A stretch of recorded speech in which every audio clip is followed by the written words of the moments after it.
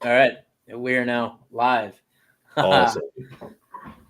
What's up, everybody? Nick and I just decided that we were going to hang out tonight. Yeah, I've been gone for a while, and I figured it'd be nice to catch up with everyone. And just kind of random out of boredom. So, I mean, honestly, I'm willing to pretty much let the chat decide what we're talking about tonight because it'd be just fun. For $1, we'll answer any question you want. Any question. Any question you want. Unless it's like really, really weird, then I might say, hey, I want to need another 50 cents on that. Right, $5.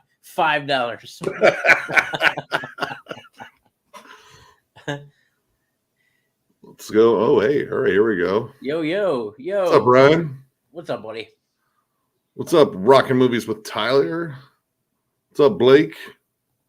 What's up, Josh? What's up, Nasal Puke? Fuck, that's an awesome name. Been there. Oh, dude. Yeah, no, I'm pretty sure I've been there too. That's a rough way to go. Ugh. Especially if, like, you know, you've been doing nothing but, like, drinking tequila and eating Taco Bell. That's a rough one. A mixture of tequila, Jägermeister, Rumpelmints, and Taco Bell. Oh, dude. Throw in some Doritos, too, just for consistency. What's up, buddy? What's up, going? What's up, man? Sorry. Oh, man, 12 people watching at 11:50 at night on 7/10, the holiday. It's another. Is it a holiday? It's another 420 holiday, but this time it's for concentrates. I swear you stoners will fucking make up any holiday. Hey, hush up. Thoughts on the modern Doom soundtracks? You mean the games? I'm honestly not familiar. I know they're generally more like metal oriented from what I hear. I haven't really listened, so I got like no opinion on that one. I haven't either. I haven't played Doom since it came out on PC, like back when it came out on PC. Doom 64. I played it on N64. I love that version. That version was fucking awesome. Let's see here. Y'all, I just want to say thanks for giving me and some great bands. Hails from Texas. Hey, thank you, You're man. welcome. Glad you love the channel. Believe me, there are a bunch of underground weird bands coming up because I went kind of buck nutty in Florida once again. Is anyone shocked? No one. What's up, Michael Fishman? Metal indeed does rule. What's up, Michael? Let's see. Also, how many of you are NFL fans? I used to follow football more. I'm kind of out of it. It was, Browns. I mean, I've lived in Ohio my entire life, and the Browns were always on TV, so that became my team. And yep, and me, sports ball. Yay, sports ball. I'm probably actually the only thrower that's not really into football at all. Yeah, well, I mean, Ren's not really that into football. Well, Ren too, but yeah. Ren's my sports ball fanatic. Dude, yeah, Doom 64 was a blast, man. I fucking loved that one. You had to really adjust the brightness on it, especially when it came down like the fucking specters. You would never see those fucking coming. But yeah, dude, I fucking used to regulate on that one. I think that's the only Doom game I beat because I never had like the original Doom on PC. I did have Wolfenstein, which was pretty damn fun. What's up, Ruptured Aorta? Aorta. All right. I have not. I was gone for a week buying more music. I've heard it. I thought it was great. I finally did get my copy of 200 Sad Wounds delivered. Ooh, neat. And God, this album's fucking awesome. But yeah, I gotta check that one out. Yeah. I mean, I love the last Oakley's album. Yeah. That was just dark and creepy, and because of that band, I got into Nightbringer as well, which Nightbringer's pretty fucking awesome as well. Yeah, I thought did Miller not go over albums? I don't know. He I think Miller has been doing the extra thing because he's been in Cleveland, and Cleveland's been shooting scenes for the new Superman movie, which, I've seen some of the shots of the uniforms, and at least Superman's got the old blue back. Yeah. Bloodbath is definitely still active. We just saw him. Yep. Let's see. Ocarina of Time was fun. I didn't own that one. I never played Majora's Mask, but I used to rent Ocarina of Time. Doom 3. I don't know if I ever played Doom 3. I know my brother-in-law played Doom 3 a lot and said it was pretty interesting. I've seen like the cutscenes from the most recent Doom, and I kind of like the whole flip now that, like you're the most lethal piece of shit in the planet. And like the super soldier, like some of the demons will run away from you. That's kind of different. What's up, bruh?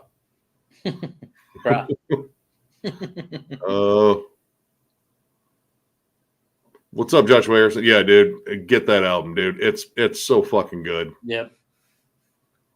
Let's see.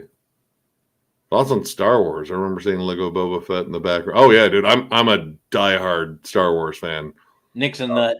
Oh yeah, dude, I nerd out to so much stuff. I've been watching The Acolyte as well, keeping up on that one. Pretty interesting. I kind of like the fact that this takes place so far before anything else in the Star Wars universe as far as like live action stuff.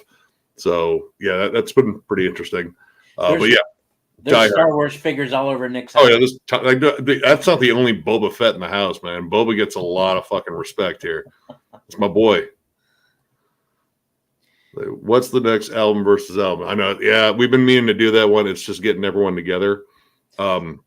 We are shooting the Meshuggah ranking though, and so with the guys here, we'll actually see if we can figure that one out and maybe get like a weekend shoot for that one. Yeah, give you guys a solid week to come up with matchups, and we're going to theme it a little bit differently. Like I'm thinking about doing like debut albums only, so like a debut album versus a debut album. Oh, that could be a lot of fun. Oh my God.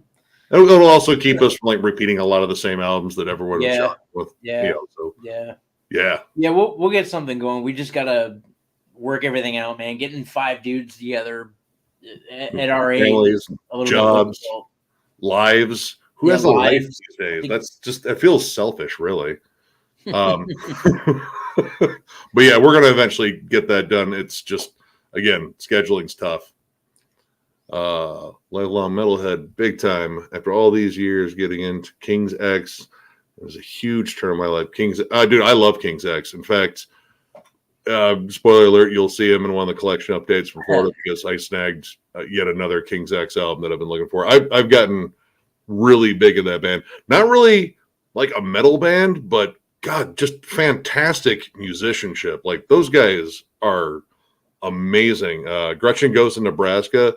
That album is borderline perfect.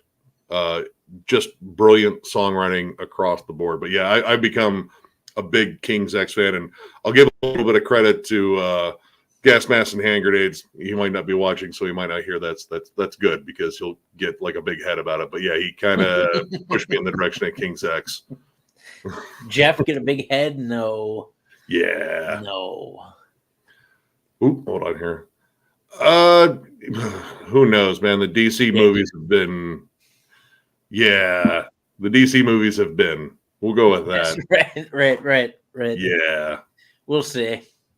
Yeah, I watched Batman versus Superman. I won't get that time back, and I also watched the first version that came out of Justice League. It sucked, and then everyone's like, "Oh man, you got to watch the Snyderverse one." It's like, I don't fucking care at this point. I'm like, no, seriously, it's a week long and it's much more dark and grim. Like, dude, fuck off. That could be mine. That could be his.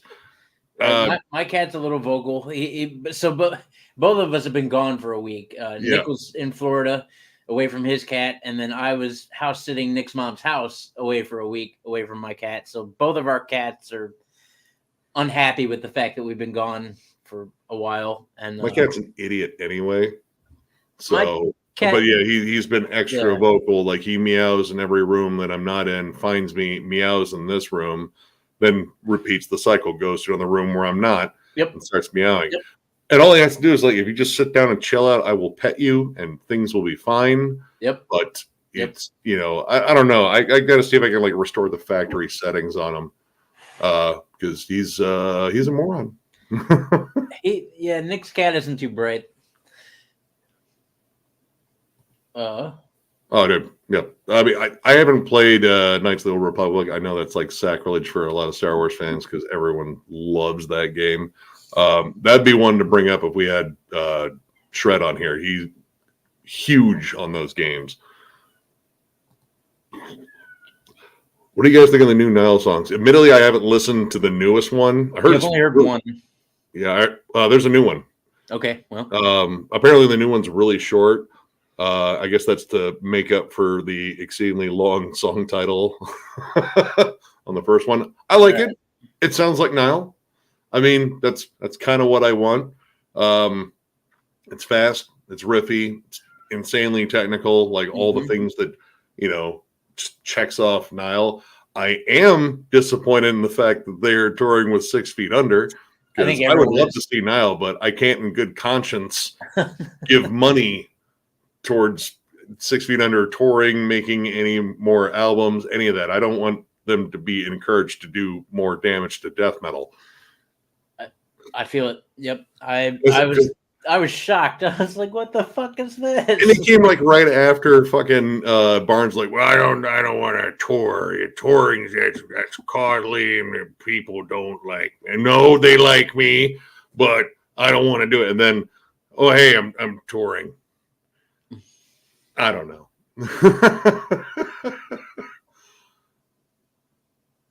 Yeah, no, I can't. And it sucks that Psycroptic's on there too, because I'd like to see. Yeah, right. It would be a killer fucking bill, except for that.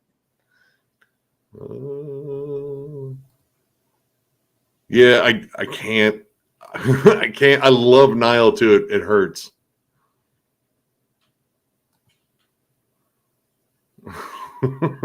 I mean, comedy is kind of needed. I mean, if I couldn't make fun of Barnes in this channel, I don't know. I wouldn't do most of our comedy. We'd still have tons of dick jokes. I don't know how we'd get subscribers if we couldn't make fun of Barnes. I don't know. Apparently, making fun of Anvil's last album was enough too. Dude, whew. I went back and watched the documentary too, and it was like, dude, I feel bad because they're such nice dudes, but at the same time, you know, they're not very good. No. Let's see.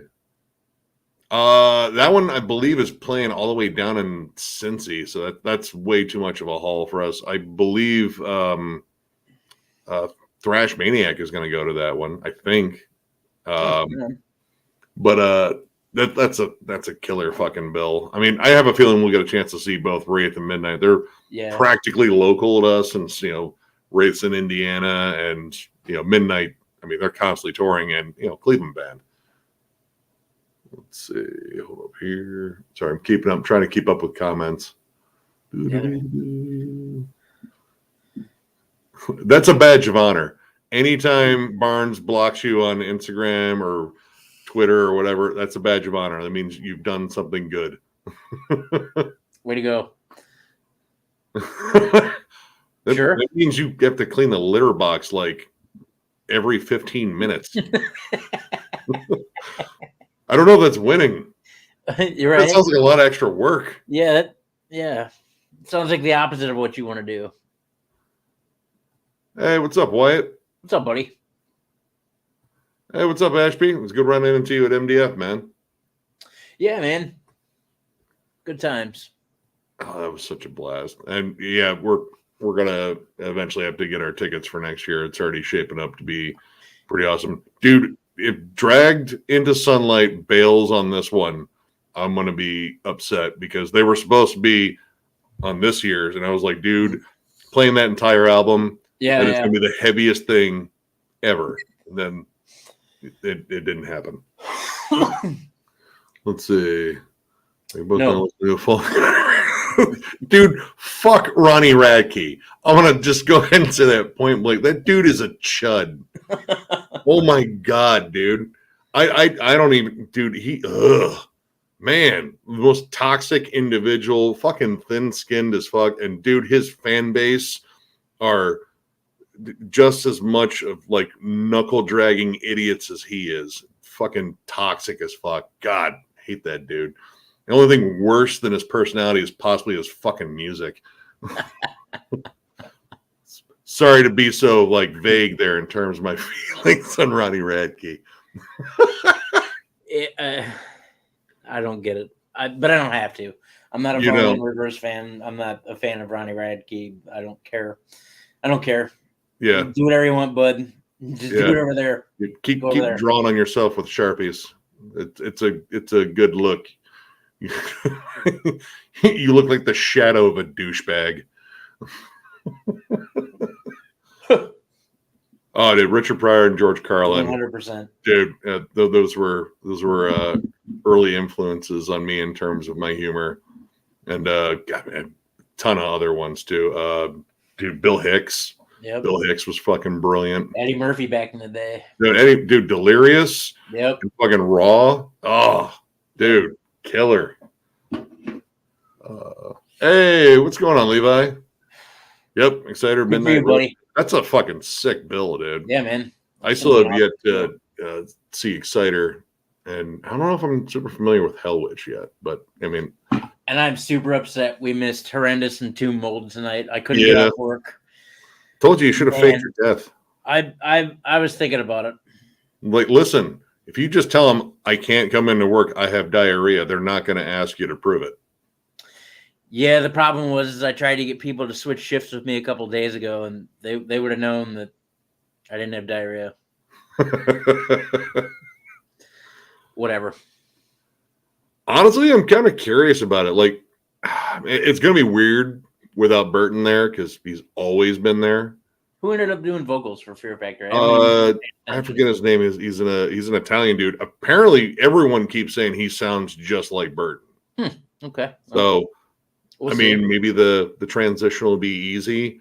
It'll still be weird though. Out of all the times I've seen Fear Factory, it's been with Burton. So yep, he's the only one that has never left. Like there was a period where Dino wasn't there. But I mean that last Fear Factory album was an absolute banger. It was killer. Yeah. So I don't know if Dino still got tons of fucking riffs left and lots of chug left. Yeah, I'm down. All right. I have to check them out. I mean, honestly, looking at that bill, if they sound anything like Wraith, Midnight, or Exciter, right, I'm in. Probably going to dig it. Thoughts on Bill Murray? Bill Murray? Or Bill Murray? I have a picture of Bill Murray in my living room. I honestly not expecting you to cover them for some reason, but I did. I'm not familiar with the band, but it's weird that it's Bill Murray. God, I feel like there are like so many missed jokes and pictures and references. I have a copy of Stripes here. Yeah, that's Bill Murray. Fan of that one. Yeah. I don't know that band though. I'll have to look them up. I mean, I don't even know what style they are, but yeah, I'll check them out. Yes. I would assume maybe his ears are just as shot as his vocal cords. I don't know. I would assume so. Pretty badass job up there. Like, yeah, no, you did a thing. We saw Benediction our first year at MDF, but that was with Dave Hunt from an All Noth Rock, which was awesome. He did a great job up there. Yeah. But I've been wanting to see him with fucking God, why do I always forget his damn name? Because we call him Sweetums. Because we call him Sweetums because he kind of looked like Sweetums a little bit. Dave Ingram. Dave Ingram. There it is. Yeah, I've been wanting to see him with Dave Ingram for years. That dude, his roar is just something else.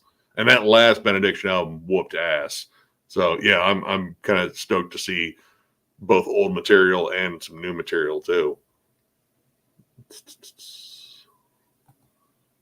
Oh, that's fucking awesome, man. Oh, sweet. Black Dahlia always put on a great show. That they did. Rest well, Trevor. Hey, what's up, Clay? Well, hopefully you get some extra lives and good pickups. Yeah, which video game? That can does it involve a whip and vampires? I know that game.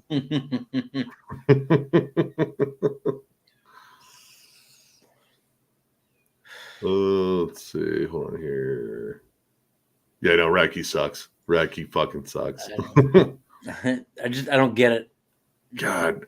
I mean, honest, dude, I would like Barnes has at least contributed something to music in the past. Like he's, kind of ruining his legacy with, releases now. But dude, still some of my favorite Cannibal Corpse stuff is stuff with Barnes on it, dude. Tomb of the Mutilated and the Bleeding. Those are god tier fucking death metal albums in my mind. But Radke has, I assume, sucked since birth. Like his parents just probably looked at him like, ugh, you're already a disappointment and you've only been here a week. You suck. Oh, Jesus. Oh man. That's rough. God. Like didn't you try to take a nap or leave the building? Or pull a fire alarm? I would have pulled a fire alarm maybe. Like, oh no, they can't play because the building's on fire.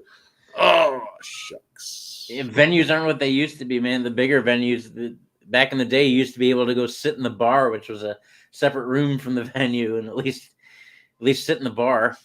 Yeah. I mean, shit, he was probably headliner too, I imagine. You could have just left. Yeah. It might have been a date thing. I don't know. I don't know the whole story, but I would have left. Well, you'd say you either get in this car with me right now or I'm leaving you here and we're done. But listen, it's not working out. What? Yeah, I have to go. Right. I have self-respect. Fuck your sister. What? What? What's up, Heavy Therapy?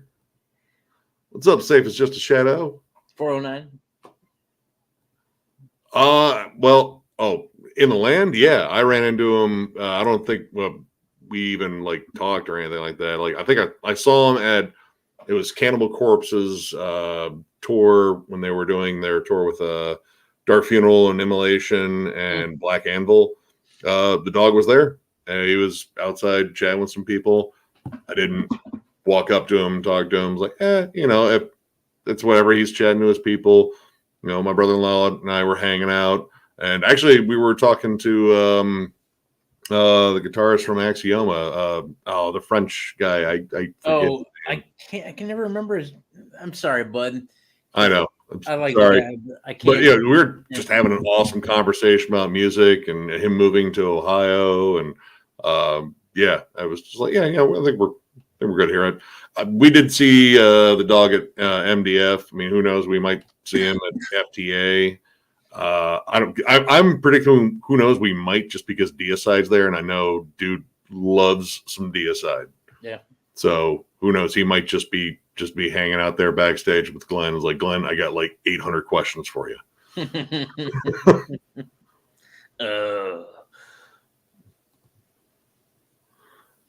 Yeah, I didn't. I know my brother-in-law caught the last tour in Detroit.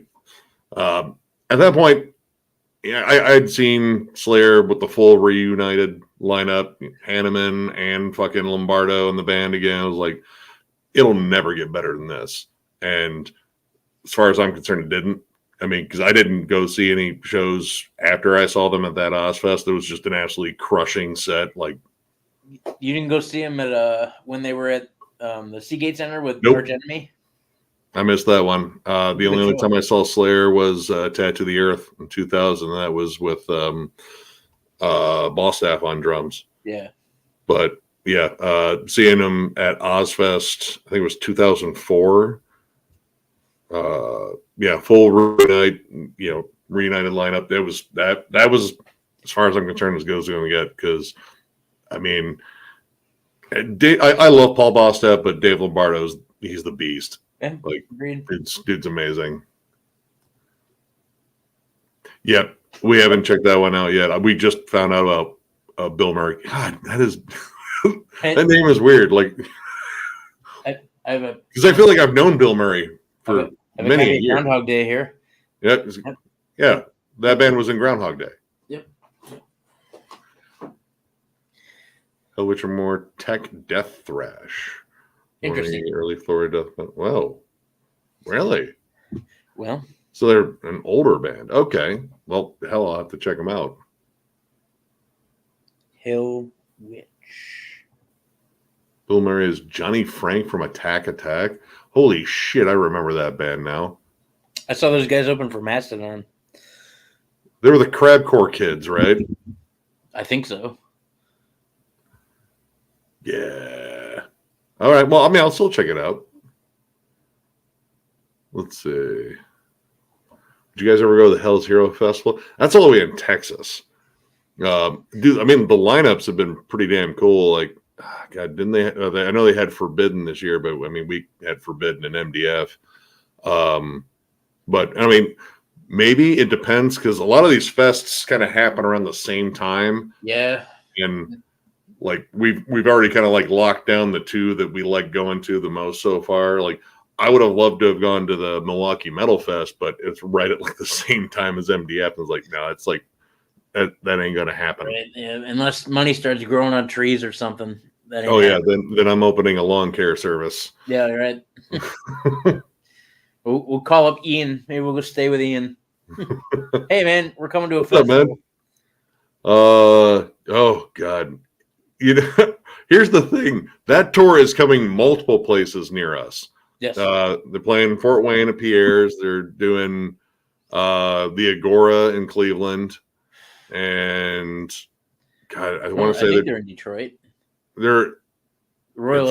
It's either they're in Detroit or they're at the Machine Shop in Flint. So all those are all near us, and I don't want to go. I love Nile. I love Psycroptic. Embryonic Autopsy are solid. They're a solid live band. I know we didn't like the last album very much, but they're a solid live band. I don't want to see 6 Feet Under. If 6 Feet Under was headlining, and I knew I could leave immediately after Nile, and not have to just like, well, I have to find something to do because clearly what's on my list is not listening to 6 Feet Under. I mean, we might be able to get on the guest list for that Piers show. I kind of wonder if Barnes will look over that guest list and like, wait a minute. I mean, these are the guys. These are the guys that fucking make fun of me. It's like, well, Barnes, let's be honest. There's a lot of people like that. Here we go. Mario Morales, what's up, man? I am not a musician. I'm just a giant fanboy. Yeah, I play drums, although I haven't played in quite some time. I can't fit a 6-piece kit into my apartment as much as I would like to. So I haven't played in a while. Shred is Shred Lord for a reason. He plays guitar like nobody's business. I would pin Shred Lord up against some of the greats easily. He's an incredible guitar player. Miller plays guitar, drums, bass. Yep.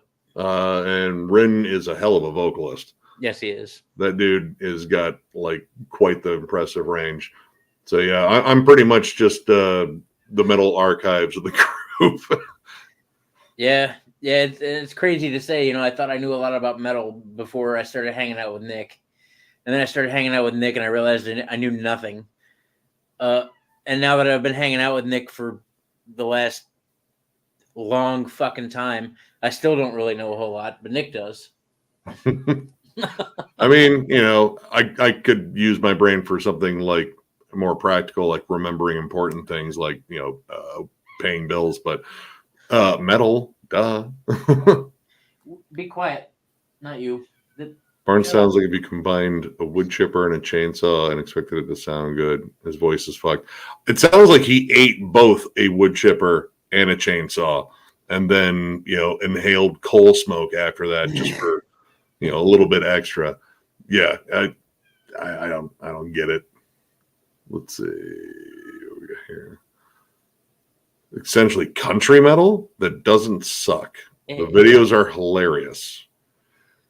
All right. Well, I'm gonna watch a video later, I guess. Right. Soulfly Mutilation Barbecue. Are they? I didn't know Soulfly was touring yet. I didn't know they thought, were either. Well, I don't know. There's been a bunch of shit on Max's Instagram. I assumed it was all go ahead and die stuff though. So I figured they'd be like doing the Cavalera tour after. after Schizophrenia. Yeah, I don't know. Yeah, if you go see them, tell both those bands we said hello. Absolutely. Infester?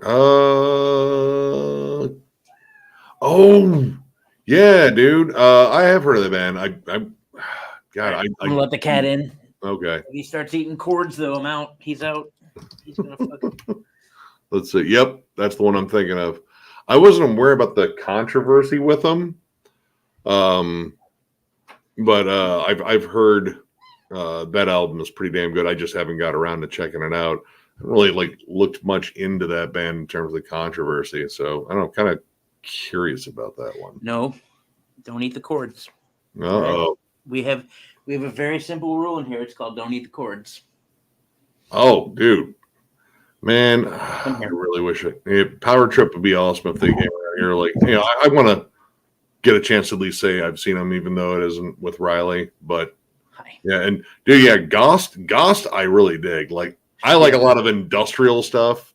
Like, I used to go doing goth nights and shit all the time, and that new album especially really takes me back to getting entirely too drunk at goth night and just watching people do the same goth night dances that they did the week before. There's really not a lot of moves in that dance set, but there's a lot of festive gas masks and pleather.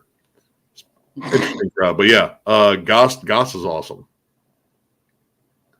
Let's see. Yeah, no, I would have reacted that way too if I was stuck. Oh, it was Warped Tour. Yeah, and I feel like you had like a whole bunch of other stages to go to. Was there a lady? Was there a lady? Like, no, it's my favorite band. We have to watch it together because we're a couple. I would have been like, nah, I'm gonna go watch. Was it Lagwagon? I'm gonna go watch Lagwagon. That sounds like more fun. They are more fun. Hey, is that better? Do you feel better? Oh, dude, I still need to see Flesh Rot live. Yeah, Frozen Soul whoops ass live, flat out. Those dudes are awesome, and Judiciary fucking whoops ass. Like that, they've kind of like reminded me how awesome old school metallic hardcore is. Like I was binging Earth Crisis last night just because, and was like, dude, this still fucking rules. Ooh, Colored Sands. Man, all right. Here's the thing with Gorguts' discography. There's a lot of different shit. Like if you want flat out old school death metal, Considered Dead, their debut. Yep. It's kind of like Leprosy Part 2. Yep. But if you want to hear something that's kind of in that vein and a little bit more technical, Erosion of Sanity is absolutely amazing. Possibly my favorite. I don't know. But if you just want like proggy, amazing, I don't know, it's hard to describe, but it's badass. Colored Sands, 1000%. Colored Sands is fucking brilliant. Obscura might be pushing it a little bit too far when it comes down to distance and techie stuff, but I mean, it's a tough one, really, because I mean, every Gorguts album is different. It's kind of like Death. Every single Death album was different. Every single Gorguts album is different. And believe me, I'm fucking stoked for a new Gorguts album. They crushed at MDF. Yes, they did. Mother of yes, they did. God, they were heavy. And Luc Lemay, one of the nicest people I've ever fucking met. He reaffirms every Canadian stereotype, like all the good ones. He was just super cool. We BS'd about noisy neighbors. Yep. Yeah, amazing. Go see Gorguts. Go, and honestly, they might play a whole bunch of different stuff because they definitely did at MDF. They did. They played through a bunch of shit. Whatever album he says it's off of, if you like that song, go check out that album. That's kind of the best way to go about it, maybe. Let's see. Life in New York sucks. How's it? We got the remnants of a hurricane hanging over us. It's cooler. That's kind of nice. I like it's that. Really nice outside right now. Dude, after Florida, man, every day was a heat advisory. Like, oh, it's going to be, a heat index of 106. No biggie. Just go out there and sweat and die.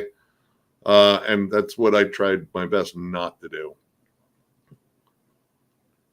Let's see.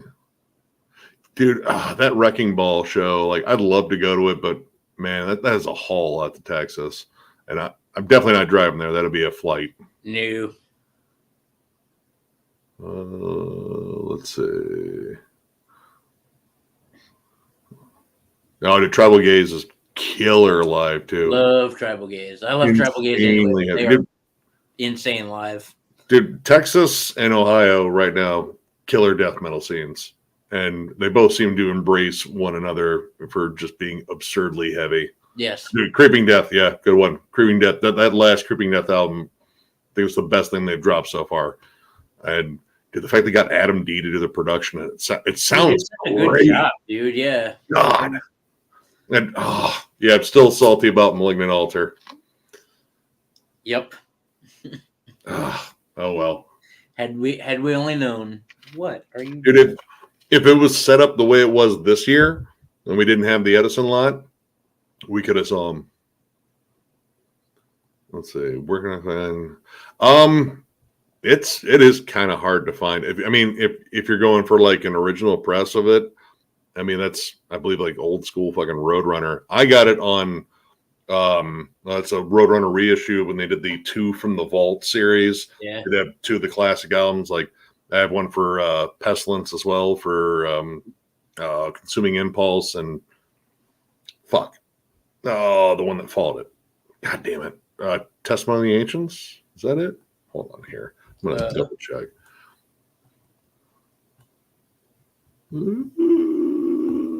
There it is. I got it right. But yeah, those are probably pricey too. I don't know if there are any reissues for it. I think Metal Mind did some reissues, but those are limited. I mean, really, hard to find albums, you got to do what the rest of us do. Go down to a CD shop and just pick through. Yeah. Hope for the best, sometimes people were willing to, give up some absolute treasures. I did find some while I was down there in terms of harder to find albums, but I'm not sharing what I got yet. I want to show them the collection update. I might tell you later, John. Oh, I don't know. I might. Cool. If I'm feeling frisky. Let's see. Here. Moonshine talking. What's up, man? Saw 69 at Brass Bung in the early 2000s. Barnes was late hitting the stage, and people got restless. Most memorable comment was "Bring on the pothead." Look, oh, we're playing today? Fuck. I should probably go out there. What band's on? 6 Feet Under. Oh shit, that's my band. Oh. No. I'm gonna go out there and disappoint the masses. Oh man, dude, that's fucking hilarious.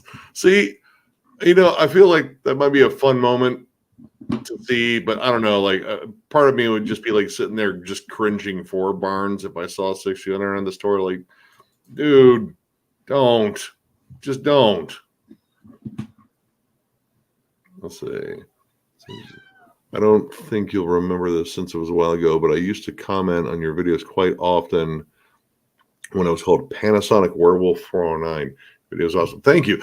I mean, you'd figure I would probably remember a name like that because that's a ridiculously creative and awesome. But, sorry, I dropped my phone. No, Safe is Just a Shadow is a good name too. I mean, kept the 409. Is that the fucking cleaner Formula 409? Yes. Yeah. Knew that. And that's some significance to my brain. What is up, Leffy? Fundamental Gorguts. If you can find those Metal Mind ones, they are tough. Like I have the one for Erosion of Sanity, and they're individually numbered, and generally they'll come on the gold disc. Yeah. If you try going in the second market, though, you're gonna see some wild prices on some of those. Let's see. Oh, Hey, there you go. Hell's Headbangers. They might actually have. I don't know if they do. Man, they might have reissues on CDs. Generally, I don't know. I haven't been to Hell's Headbangers in a while. I'm going to have to go there because I want to get the new Skelefall, which is something that we're going to go over for this week's review. Oh. Yeah, more death metal. Big surprise, I know. I'm shocked. What's up, Sean? Let's see. I mean, go at your own. Levi, go to shows. Yeah, just go to the show. Just go. You know what? Yeah, you need some shows on your belt, and yep. Yeah, you can always go outside during 6 feet if it sucks too much, which it could. Yeah, just go outside. Go to shows though. But go to shows. Definitely go to shows. Plus, Psycroptic's killer live. Yeah, dude, I love seeing Psycroptic live. Wow. Yeah. Let's see. Hey, what's up, Trev? It's D-Side, Christian, and 2 other bands from Regina, Saskatchewan, Canada. Yeah, they're both at FTA, Full Terror Assault this year. So maybe they got a tour package going that's just like one of the stops. But that's awesome, dude. Go see D-Side live. And Christian, my God. Dude, Christian fucking destroys live too. Dude, that is they play at 1 speed, Christian speed. They're blast beat machines. And yeah. Christian's awesome. Super fucking nice dudes, too. Like, if you get a chance to talk to any of the brothers from hell, do it. They're super fucking nice dudes. Mm-hmm. Especially, we got a chance to talk to Moises, the bassist and frontman. Yeah. Killer dude. Actually, I think I have a picture. They were added to Maryland Death Fest next year. They're playing all of, was it Conquerors of Armageddon? Which is one of my favorite Christine albums. So, yeah, I'm fucking stoked for that. Hold on. I've got that picture somewhere. Korn and Gojira touring together. I mean, I love Gojira. I'm not like the biggest Korn fan unless they were doing like a tour where they were going to play like only stuff from the first 4 albums because I still got a soft spot for those. The modern stuff, I just haven't. It doesn't really click with me, to be honest. I don't think it's terrible. I just think it's kind of bland. But, I mean, Korn doesn't have anything to prove. Like, they've already fucking made their nut. They're just, yep. Yeah, it was Moises. That was the Suffocation show. Yep, that was the Farewell to Frank tour. Oh. Thoughts on the new Black Dahlia Murder track? I like it. It's fast. It's vicious. It's got, it's one of those that it checks off every box. I do think it's a little short, but at the same time, it's one that can get out real quickly. And it sounds like Black Dahlia Murder. It does. And that's, what I've come to enjoy about Black Dahlia Murder is they're consistent on what they do. And Brian sounds good. Yeah. Yep. Brian sounds good. It'll still be weird. Like when I eventually do see them again, it'll be strange. Like it's an adjustment period, not seeing Trevor up there. But I'm kind of curious, like, what Brian's stage persona is. Like, I know he was always just funnier than hell, and he's a fucking riff machine himself. Yes, he is. And apparently they occasionally do like 3 guitar stuff on there because, Brian's a hell of a guitarist himself. But I'm kind of curious with this new one because they have 2 extraordinarily good guitarists in the band now. Like both of those dudes could do lead trade-offs. I mean, they were both in Arsis. And Black Dahlia Murder poached them essentially. Like, hey, you want to be in Black Dahlia Murder? Like, well, yeah, I do. What are you doing? Stop it. Go outside. All right. What's up, Catty Cats? Oh, yeah. The 6 Feet Under love is all over the place. I could not tell you, Luffy. I would. I've seen them once. Oh, well, all right. Then he could tell you. I saw him with Hatebreed and Shadows Fall back in like 2000, 2001. When did Perseverance come out? 2002. 2002, yeah. Jeez. So yeah. So it was right before Perseverance came out. So yeah. I saw 6 Feet Under, and they weren't. I don't know. They weren't terrible back then, but that was also 22 years ago before Barnes roached his voice. So like, I'm not a real big 6 Feet Under fan anyway, But I mean, I saw him. It was all right. It wasn't great, but it was all right. I mean, there's another review there. I don't know. Yeah. I mean, again, like, I love Nile, but I don't know if I love him enough to go give 6 feet under money. Stop eating that. That's not for you. Billy Bishop, yeah. Let's see what we got here. I want to go to the machine shop in Flint and see Taproot. Wow. Holy shit. There's a name I haven't fucking heard in a while. Dude, the machine shop is awesome. I love that venue. And the mall across from it, the Dort Mall. The Dort Mall? Because they have an awesome fucking t-shirt shop in there. That t-shirt shop was awesome, man. I should have got that Land of Rape and Honey shirt. Regrets. But I'm sure there'll be a show we'll head out there for, Flint is a haul. And man, like the roads out there are terrible. I'll be honest, kind of everything in Flint's kind of terrible. Yeah. Except the machine shop. The machine shop is awesome. I love that venue. First time we saw Incantation was at the machine shop. Yep. 9 Feet is Genocide Pact, Gate Creeper. Dude, that was a bill. Ugh. Man, I saw Fear Factory do their demanufacture tour there with Soilwork. Ooh. God, there's some other shows I've been to there. Dude, it's a great venue. Let's see here. What are you doing? Get out of there. I'm telling you. Barnes finally hits. I was looking dead in the eye. And nice of you to join us, asshole. Rude. I'm too pleased, but see, that's the kind of moment I wouldn't mind missing, like checking out live. But if I could just get moments like that and not their music or Barnes just doing Barnes things with people roasting Barnes, dude, on stage. Oh Jesus. Thralls album with Nick as the hype man out when. That's on you guys. I'll talk about you. I was like, listen, I know these guys. Some of them are taller than other members. That's all I got. That's a solid review. I'll take it. That's a nice thing you ever said to me. Food. And they're in a band, I think. I can read their logo. You fucker. I'm telling you, you're gonna sleep. Oh, dude, fishes soon. No, dude, we have no manners here. It's all right, man. Besides, this is the moonshine talking. Manners, we didn't expect that. We expected rowdy stories about Chris Barnes, and so far you have delivered. Yes. Yep. Yeah, we're trying to get Ren back. What's up, Brandon?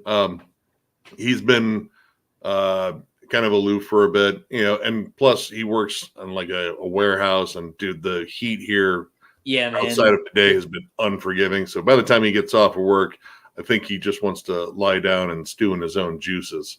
Yeah. We'll get him back though, man. Ren's never too far away. Oh, hold on one sec. We gotta pay one. Thank you, man. The Maryland Death Fest rundown, we did it differently this year since we met up with some fellow YouTubers. It's over on Future Ruins channel. It's us, and then, actually, did you make it to that one? Make it late? Yeah, I was in. Future Ruins, gas masks and hand grenades, and we actually had some other guests in there too. That people we met at the fest.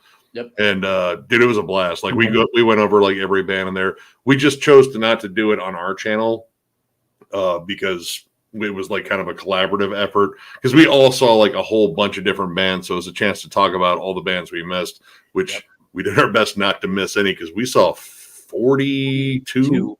Yeah. 42 bands. Yeah. Thank you, man. Thank you, Left to Die. That's a cool fucking logo too. We appreciate you. Yeah, that's fucking awesome, man. Thank you. Oh, fuck. I've still got like 15 videos to post from MDF. What are you doing? The cat's trying to whoop your ass. He's on one. Stop biting me. What's up, Vladimir? Just snuggle. Yeah, there you go. That's honestly the kind of like caveat. Is like, I can just I can just see Nile again at MDF, and it'll be awesome. Plus, it's MDF. It's probably going to be awesome all around anyway. Like I'm already pretty stoked. That last band announcement was pretty damn good. Yeah, I was going to say, like, you have that album, don't you, Josh? Or at least I want to say you were showing it off, but I know you've listened to it. But yeah, I hear it's a badass album. I got to check that one out. Again, I'm still kind of curious about what the actual controversy with them is. See? So, yeah. It's been on the list for a while. Let's see. Hold on here. What we got? You two went to Maryland Death Fest. Yes. Oh, dude, every day. Yeah. MDF is never a bad time. We there's a reason that was our third time, and next year there will be a reason it'll be our fourth time. MDF is it's home. It feels like home. It's like, I mean, it's almost like a religious pilgrimage. Yeah. Dude, it's just where everything you want to see just happens. Yep. And yeah, as a metalhead, like they always get solid bands. I like the fact that they get a lot more like exclusive sets, like, you know, Dragged into Sunlight doing was it Something of Mankind? God damn it. That's one that I am super stoked for. Hatred of Mankind. Believe me, that album hates everything. Paradise Lost doing Draconian Times. Obituary doing Cause of Death. Yeah, man. I mean, yeah, that's those exclusive sets, and the fact that, you know, generally those albums don't last the entire set. It's like, oh, we got room for like 5 or 6 more songs. Like, yes, fucking do it. Yeah, and plus, just run into killer fucking metalheads everywhere and getting all sorts of fun conversations. Well, stop biting me, you little fuck. Now, this one's for you, Meng. Oh, I got this. I think I get this in indie merch during the pandemic because, you know, couldn't go to shows and whatever. So I just took all the money I would spend at shows and bought a bunch of shirts. So yeah, I think so. I think that's where this came from. That was confirmed there. I had a feeling there was a lady friend involved. That, listen, just watch this band with me because we're a couple and this is what we do. We're doing couple things, and we're gonna watch Ronnie Radke ruin music. What? I promise I won't be on here forever, and then we can hang out, okay? Dude, Ronnie Radke sings like he's got his nuts stuck in a car door. I did that Warped Tour fucking bleeding drives me nuts. Yep. Word, dude. You should have. You're probably not gonna find another one like that. Man, 10 seconds, that's a record, because I would figure, no, actually it doesn't matter what track you play by an all-mouth wreck. If they make it 10 seconds in, it's like, all right, something gripped them just enough for them not to say, listen, turn this bullshit off. What the fuck is wrong with you? Yeah. Let's see. Red Rocks, I've been there twice. It's amazing. Now, make sure that you're in decent physical health when you go to Red Rocks, because the climb up to Red Rocks, you have to climb like 3/4 of a mile on an incline like this. And no one tells you that, right? And you just go. And the air is thin. And if you smoke cigarettes, you're even more fucked. I thought I was going to die the first time I went up to Red Rocks. I just sit down. Tommy, if you guys remember back in the early days of our channel, our buddy Tommy, I went with him. And he was like, come on, man, you can make it. And I was like, fuck you. Leave me here. Yep. Leave me in the goddamn car. I'm not doing it. Find me one of those St. Bernards with the whiskey tied around its neck. Yeah, right. Send them here and I'll be fine. But no, man, Red Rocks is a killer venue. I recommend, if you go, stay in like the midpoint, because the farther up the side of the mountain you go, the less sound you get. But the view is also cooler. So like, I went there twice. The first time I was there, I saw Mastodon and Clutch. And we were at like the midpoint, and the sound was perfect. And then 5 days later, we went back to Red Rocks and saw Primus, and we sat way the hell up in the top. And like I said, the view was awesome, but like I couldn't really hear Herb at all. All you could hear was Les.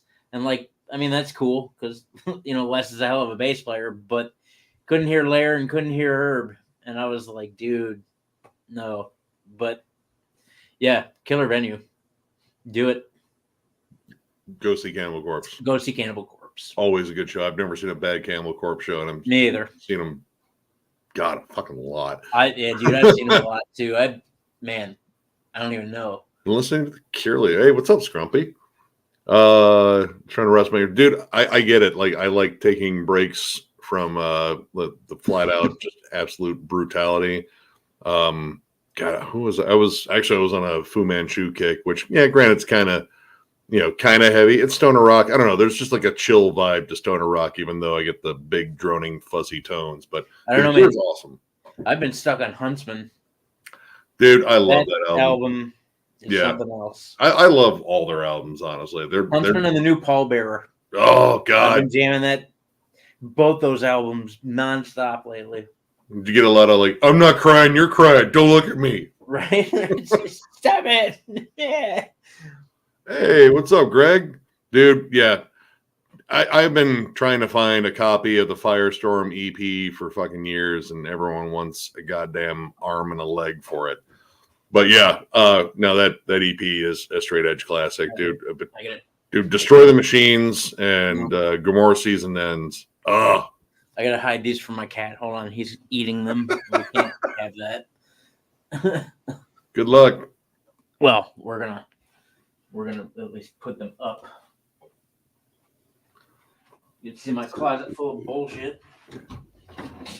Oh God, he showed up. Oh no. Ooh. Jeff's here, everyone. Oh, Jeff's here. Well, time to end the stream. It's been fun. What's up, man? Sorry, we're trying to get to comments as quick as we can. It's not happening. Fail. Why are we blurry? I don't know. You don't look blurry. How do you find Gorguts albums on CD? Like, I mean, well, like some of the more recent ones, like I bought, like From Wisdom to Hate on everything new. And then I was fortunate enough to find at least one of the reissues of Obscura, even though I don't listen to that one very much. The other ones, like when I was in Florida, I got lucky and found a Metal Mind copy of Erosion of Sanity. And then I have that 2 from the Vault one that has Erosion of Sanity and Considered Dead on it. Ooh, neat. So, yeah. But those are hard to find. And again, like the secondary market, especially on Discogs, rough. Like there was a copy of Colored Sands in the Soundgarden in Baltimore. Yeah, Colored Sands is a little bit easier to find. And I should have picked it up, but yeah, that album's fucking brilliant. God, dude. I mean, if you still got that tape, man, that's pretty fucking awesome, man. I didn't get into Gorguts until much later. I think From Wisdom to Hate. Did he go in the closet? I don't know. It's not my job to watch a cat. That's your job. I know that, but I keep hearing noises. I watch my cat. He is currently doing nothing. Get the fuck out of there. Get the fuck out of there. Get the fuck out of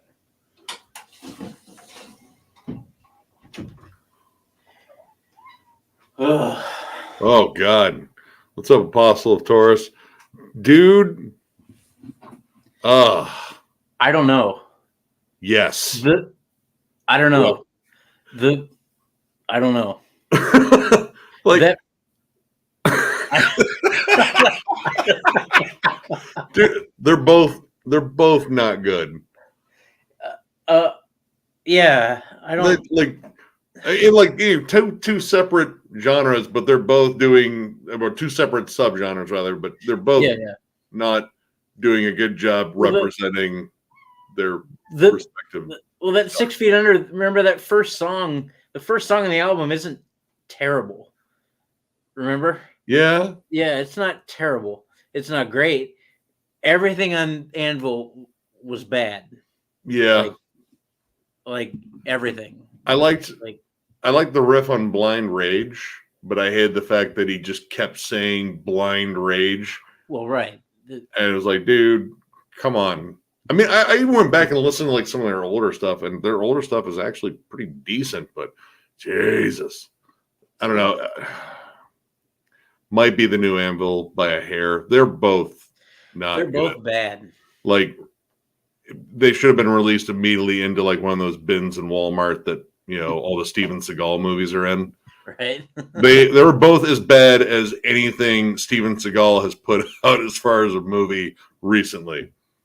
So dude, I know it's bad. What's the channel we watch? Chicago for December and October. Ooh. Oh, well, maybe. I don't know. It depends what's going on in October. Shit, dude. I know that Skeletal Remains show. So good. That Skeletal Remains show is happening in October. Oh yeah, I definitely want to see that one with Witch Vomit. Oh yeah, dude, Witch Vomit's been a bucket list band. Yeah, I don't know. They're both just they're both the worst things I've listened to this year easily. Fair. Yeah, I've never considered myself straight edge, but when I heard like Destroy the Machines and shit, I was like, dude, this hits fucking stupid hard. And then I want to say like, God, within like a month or two, I was, jamming Hatebreed and, fucking Strife, like, dude, all the old school Victory Record stuff. Like, what's that? What do you got here?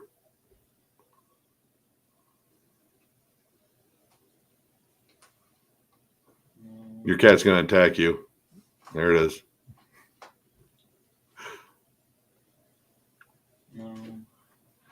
I'm missing an Earth Crisis album. Oh well, it's not important. Well, which one did you have? What's the first one? Destroy the Machines? Yeah. Yeah, that album's absolutely fucking killer.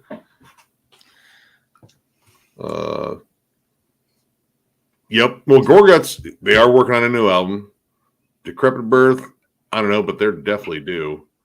That congregation I thought was working on a new one. They were supposed to be. Who knows? Like that band is so aloof. Like, and didn't they announce a new Coroner album? They did at MDF 2022, and but they've been toying with that one for a while. I don't know. I would love to hear it. Their set was absolutely brilliant. Yes, it was. And I mean, clearly they still got it. So, yeah. I don't know. And Demolition Hammer, honestly, from what I hear, that they're content and just having what they have. They just like touring on those albums. Well, all right, minus Time Bomb, because I don't think anyone wants to hear music from that album. I know it might have its fans. I'm not one of them. But those first two Demolition Hammer albums are so damn good. But, I mean, and who knows? It might be one of those, like, if everything lines up properly, it might work out like Morbid Sane or Sadist. Like, yeah, I think why not? We're ready. We got riffs. Let's do it.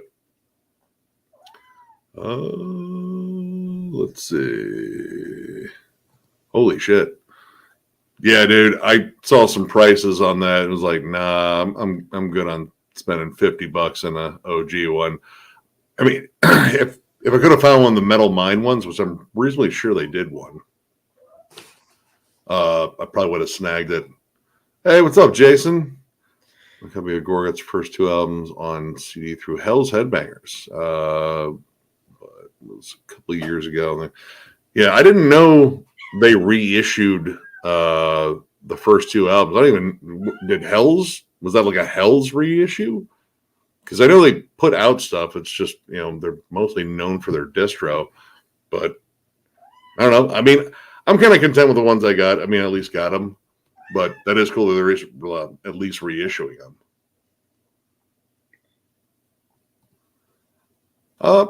Dude, I'm still a big fan of the first two Machine Head albums for sure. And there's some other ones there I really like. And Lamb of God, there was a cutoff point. I'll be honest. Like, I liked them up until a point, and now they're just kind of putting out the same album. And it's not like one of the good ones. It's just kind of a diet version. I don't know. But Ashes of the Wake, As the Palaces Burn, like there's still some killer stuff in their discography. I love Ashes of the Wake and As the Palaces Burn. Those are my go-to Lamb of God records. If anyone says Lamb of God, that's what I'm jamming. Yep. My cutoff is usually Wrath. I like Wrath. God. Oh Jesus! Full on snotty titties. Oh my God. Give me a second. Oh no, man. Oh. Do you need like a morning after pill for that? Part of my brain came out. Oh, I think I heard it hit your chest. Oh. I have the tomorrow. So yeah, I forget where I got my copy of the two from the vault. But I know I didn't pay that much for it because they had them kind of all lined up, like they had the obituary one, which I forget. I think they had the incomplete and Cause of Death maybe was the 2-pack one for that one. I know they had one for Suffocation too. But or listenable. All right. Okay, I didn't. Wait, was that for Gorguts? Wow. All right. Oh no, maybe it was the Pestilence one. Because I know that Pestilence definitely has reissues through listenable records, but kind of contend the ones I got. Let's see.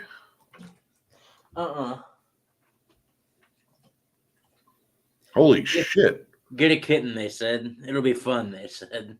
Picked up Death Human on vinyl for $1.99 mint condition from GameStop. Is that like a back room in the store that they don't tell anyone about?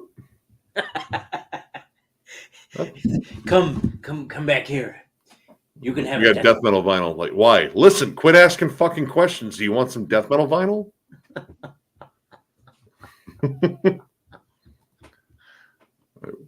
All right. What's y'all's hottest, most boiling Anakin on Mustafar metal take? Man.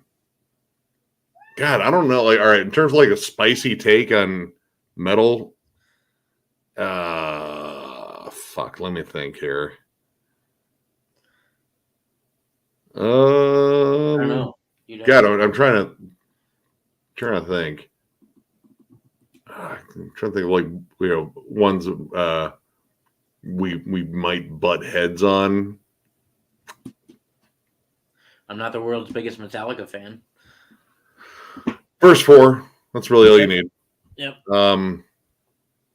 But that's like, I feel like that's like kind of like commonplace though. That's not really a spicy take. No. God, that's fucking. All of Opeth past Watershed is meh. That's kind of a common take too. Right? I don't know. God, I'm trying to think now. God, I don't know. Like, is there a band? I don't know. I mean, honestly, like, I'm still not like the biggest fan of power metal, but I have to say, like, I've heard some power metal here recently. We're like, you know what? That's not like billowing white shirts and pantaloons levels of cringy dragon stuff. So I don't know. I don't know. God, I don't know. I'd really have to really think about that one, man. But I love the Star Wars reference. Great, once again. Yes. You definitely took the high ground on that one. I still have a soft spot for some new metal, but most of it old new metal. Yeah. Like, I mean, the first Mudvayne record is killer. Yeah, dude, I still love the first Slipknot album, dude. Yep. Self-titled fucking whoops ass. Self-titled, dude. Iowa's still killer. I don't even mind the third one. I don't know. I kind of like All Hope Is Gone more than Volume 3. I don't know. I mean, Slipknot's got some good stuff. First 4, again, when that band was still firing on all cylinders and still had all its original members and whatnot, Slipknot was pretty solid. Oh, all right. Well, I mean, I don't necessarily need them, but there you go. If you're looking for them, John. Oh, right up on where? More likely Hell's Headbangers. I think that's what we're saying. Let's see. Thoughts on Eli joining Slipknot? He's my top 3 favorite metal drummers with Hoagland and Duplantier. Dude, Eloy is a beast.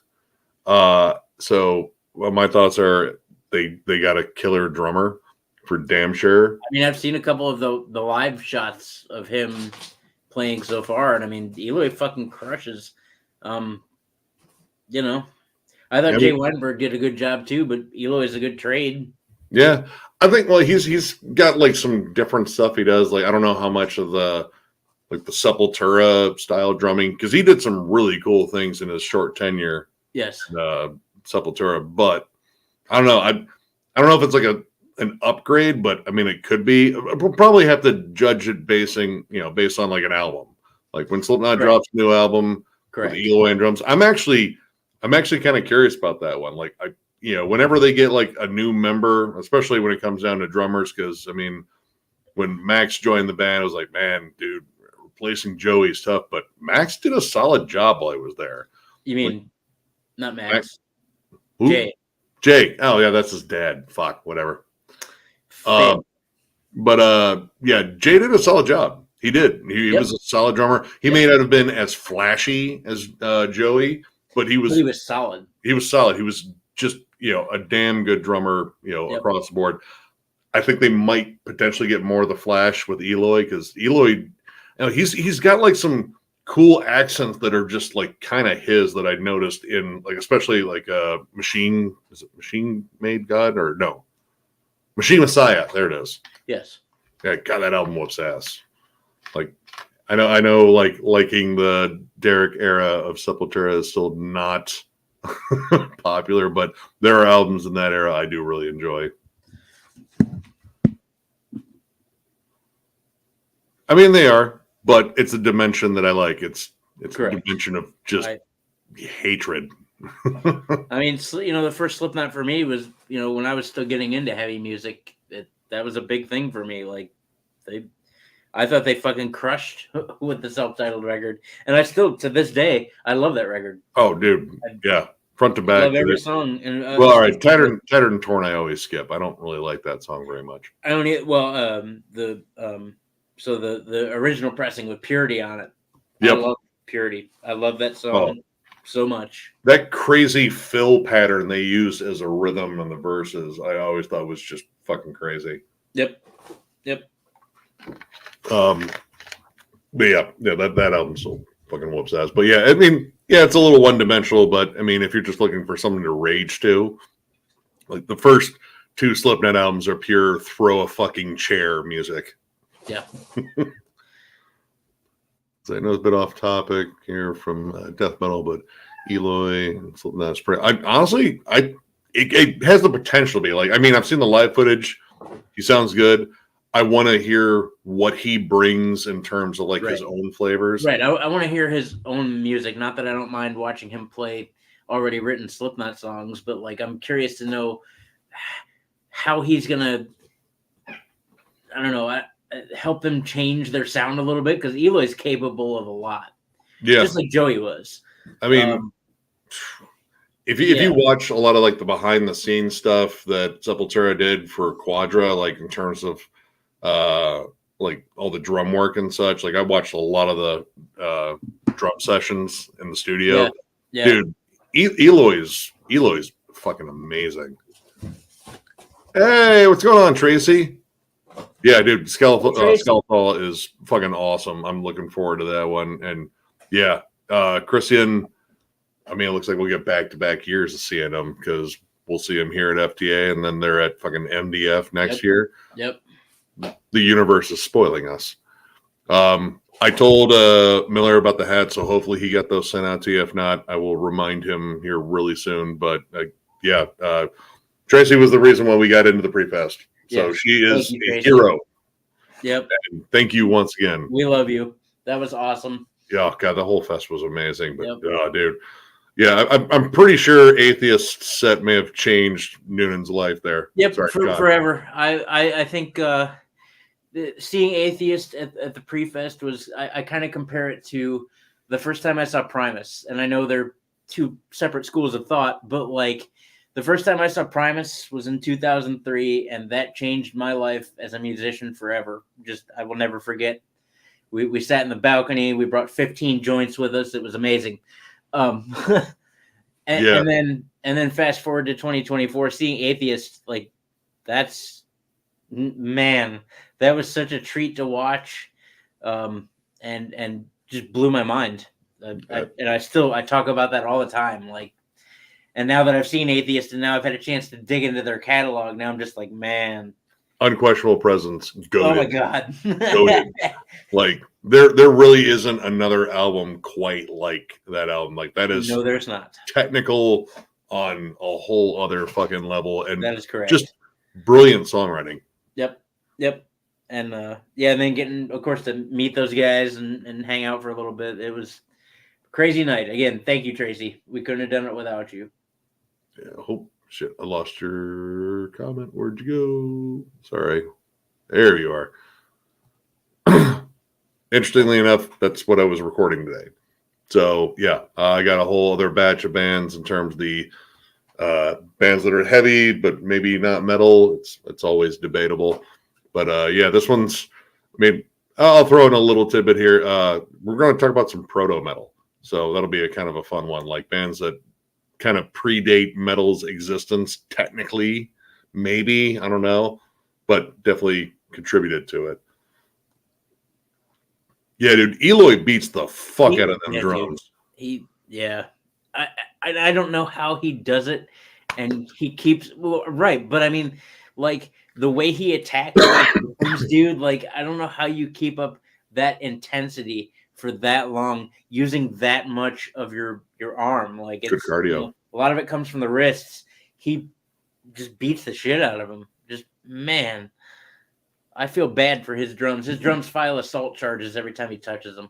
Oh, dude, if the kit survives, man, I have a feeling he goes through snare heads like pretty quickly. Yeah. Dude, I went on a mini Hatebreed dive not too long ago because I was just jamming.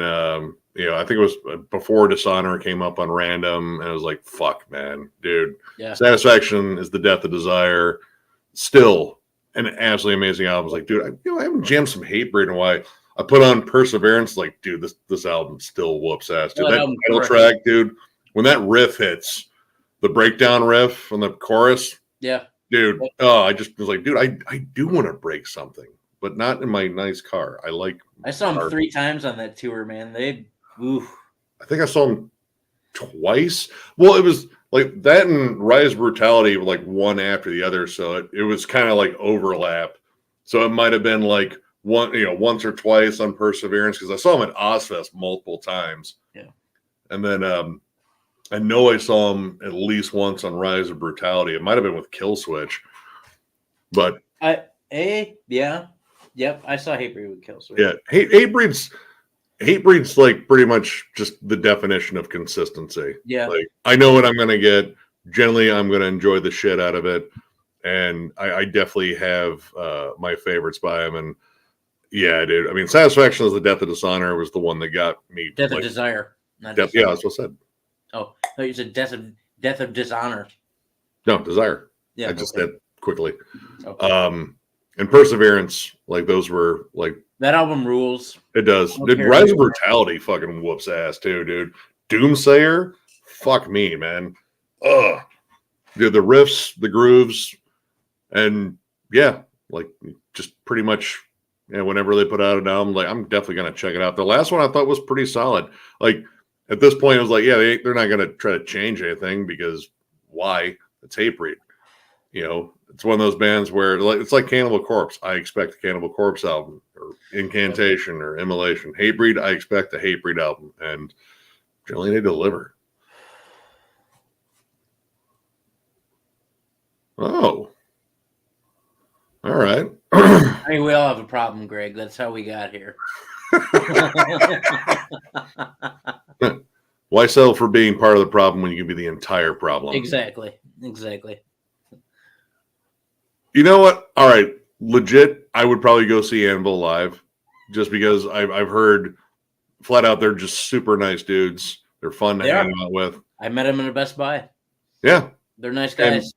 Yeah, they're. I mean, they reinforce again a lot of fun Canadian stereotypes of being like super polite. But the one thing that I like about Anvil, it's not most of their music. I'll be honest. It's the fact that you totally know they love metal. Like they absolutely love it. It exudes from them. Their passion is immeasurable, but that doesn't necessarily translate to good songs. And there's like long blocks of albums without any good songs in them, sadly. Let's see. Ooh, we got here. That is an experience like none. I mean, dude, it's hard for me to say what the best band I've ever seen live before, but I mean, Napalm Death shows are always a fucking blast beat. Yep. Dude, Barney, dude. That's it. The energy that guy exudes, the ferocity that he fucking delivers everything with. And we've seen him do it from a chair with a broken foot. Like Napalm Death doesn't cancel shows. Nope. Yeah, Barney is my hero. Like he's been one of my favorite fucking frontmen for years.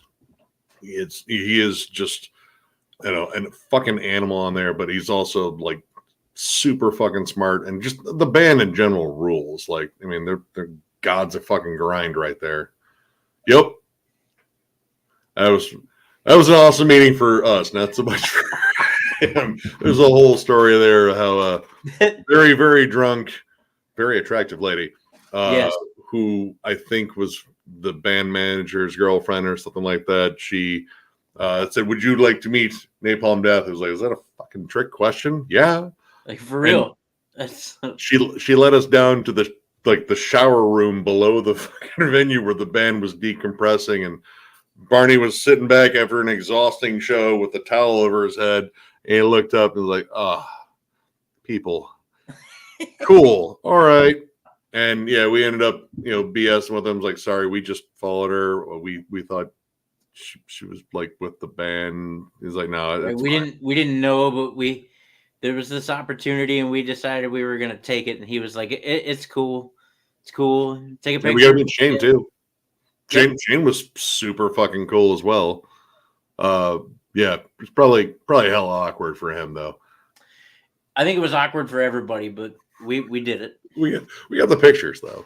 Yep. Nope. I haven't checked out any Sabotage yet. I've been working on some other stuff and seeing if maybe I'm going to tweak my Meshuggah ranking. I don't think I am. I'm at a perfectly dude. I don't even want to talk about it. I'm in a perfectly uncomfortable position with my list. Oh my god! I would only be more uncomfortable. I hate rankings, you guys. I fucking hate them, but we do them because that's what this channel calls for, and so we do them for your enjoyment. But I hate rankings, and especially when it's a band that I love, because pinning awesome records against awesome records just sucks. And I hate rankings, and I'm so uncomfortable with my current ranking, and I don't know what I'm gonna do, and it's gonna come down to the wire. It's gonna come down to the day I get there, and I'm gonna be like, all right, this, fuck this. Yep. So you're welcome. This is why I love rankings, because I like watching Twitch. You Twitch too. I do, but I get to a level where I'm never comfortable.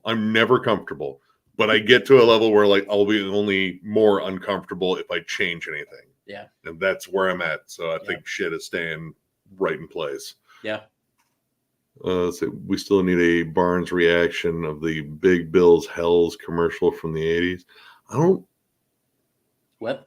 Big Bill Hells commercial? I don't know if I know that commercial. I've got a buddy named Bill. Was his last name Hell? It's not. Was he big? He was at one time. All right. Well, halfway there. I don't know. I don't get that reference. I don't either. But I'm old, so. What's up, small white gnome? Oh, there's a picture of a small white gnome too. Go with it. Hello. A bear with COPD was so bad. Dude. Yeah, I mean, it might be actually better with fans too. Probably would block less people on Twitter and Instagram.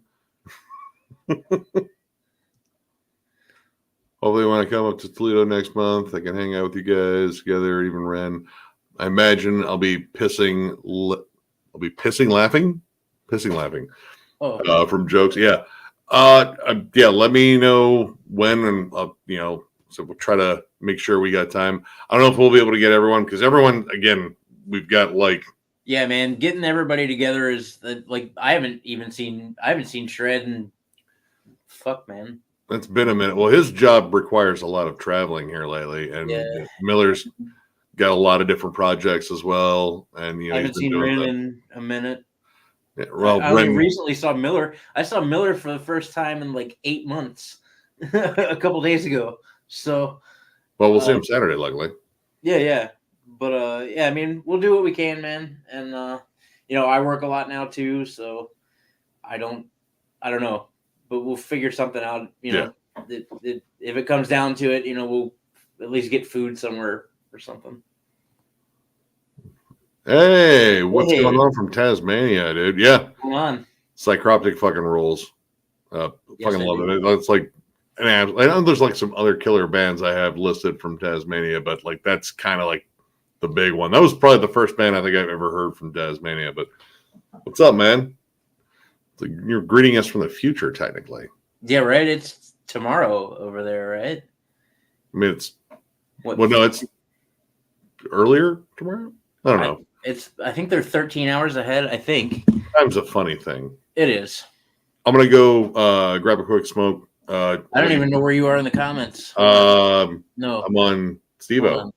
I know you're on Steve-O, but I gotta find. That's right there. Where the hell you are? Hold on. He's from Tasmania. I see that. You heard this band Psycroptic? I have actually. I think I've heard. I think I've seen them. Yeah, I think I've seen them too. 2, 3, 4, 3 times. They're from Tasmania. I heard, yeah. Fucking dick. Go smoke your cigarette. Keep scrolling. All right, I found him. All right. I'll be back. Wait for another band. What band did she want to wait for? And I think that's just an excuse. I don't think. Ow. Yeah. Are you still with her? Tell her to stop listening to them. Let's see here. Oh, word. Man, yeah, both those bands are a good time. The Skeletal guys we've been friends with now for a while. I love those guys so much. And, Mike Hamilton from Exhumed, we're friends with. And, yeah, man, both those bands are killer to watch. 2 days after MDF, I think I had like $4 in the bank 2 days after MDF. So props to you for going to another show so soon after spending probably the same thousands of dollars we spent at MDF. So, yeah, let's see. Come to Milwaukee Metal Fest next year. Again, as long as it's not so close to MDF. I think, this past year it was, like the week before or the week after or something like that. We, like I said, if we win the lottery or if money grows on trees, I'm trying to win the lottery, man. I've been trying so hard to win the lottery by actually playing it, which helps out. But yeah, I mean, if we ever win the lottery, we won't necessarily say anything, but there will be signs. Mostly we will start appearing at metal shows across the world. So I would love to go to Milwaukee Metal Fest, though. That's definitely on the list of festivals that I would love to check out. I know Nick's on the same page. So, yeah, we will eventually get there. Most listened to bands so far this year are Green Day, The Who, Moody Blues, Black Sabbath, and The Pretty Things. You're on a journey, for sure. I haven't listened to Green Day, and I bought Dookie. When Dookie came out, I bought it on cassette tape, and it was cool. It was on a blue cassette tape, and I had never seen that before. But, yeah, that was probably the last real time I listened to Green Day. I know that, like American Idiot and that shit's kind of hard not to hear, but by that time I was pretty out of Green Day. The Who, of course, great time. Dude, the Moody Blues, again, great to sit down and listen to them, smoke a joint. Sabbath is the same thing. And The Pretty Things, I don't know if I've ever listened to The Pretty Things. I have some Pretty Things, not necessarily in this room, but I have some pretty things. Again, not the band, just pretty things. Yeah, I have this this thing that Nick bought me for my birthday last year. That's kind of pretty. So, yeah, but right on, man. Yeah, my most listened to bands this year.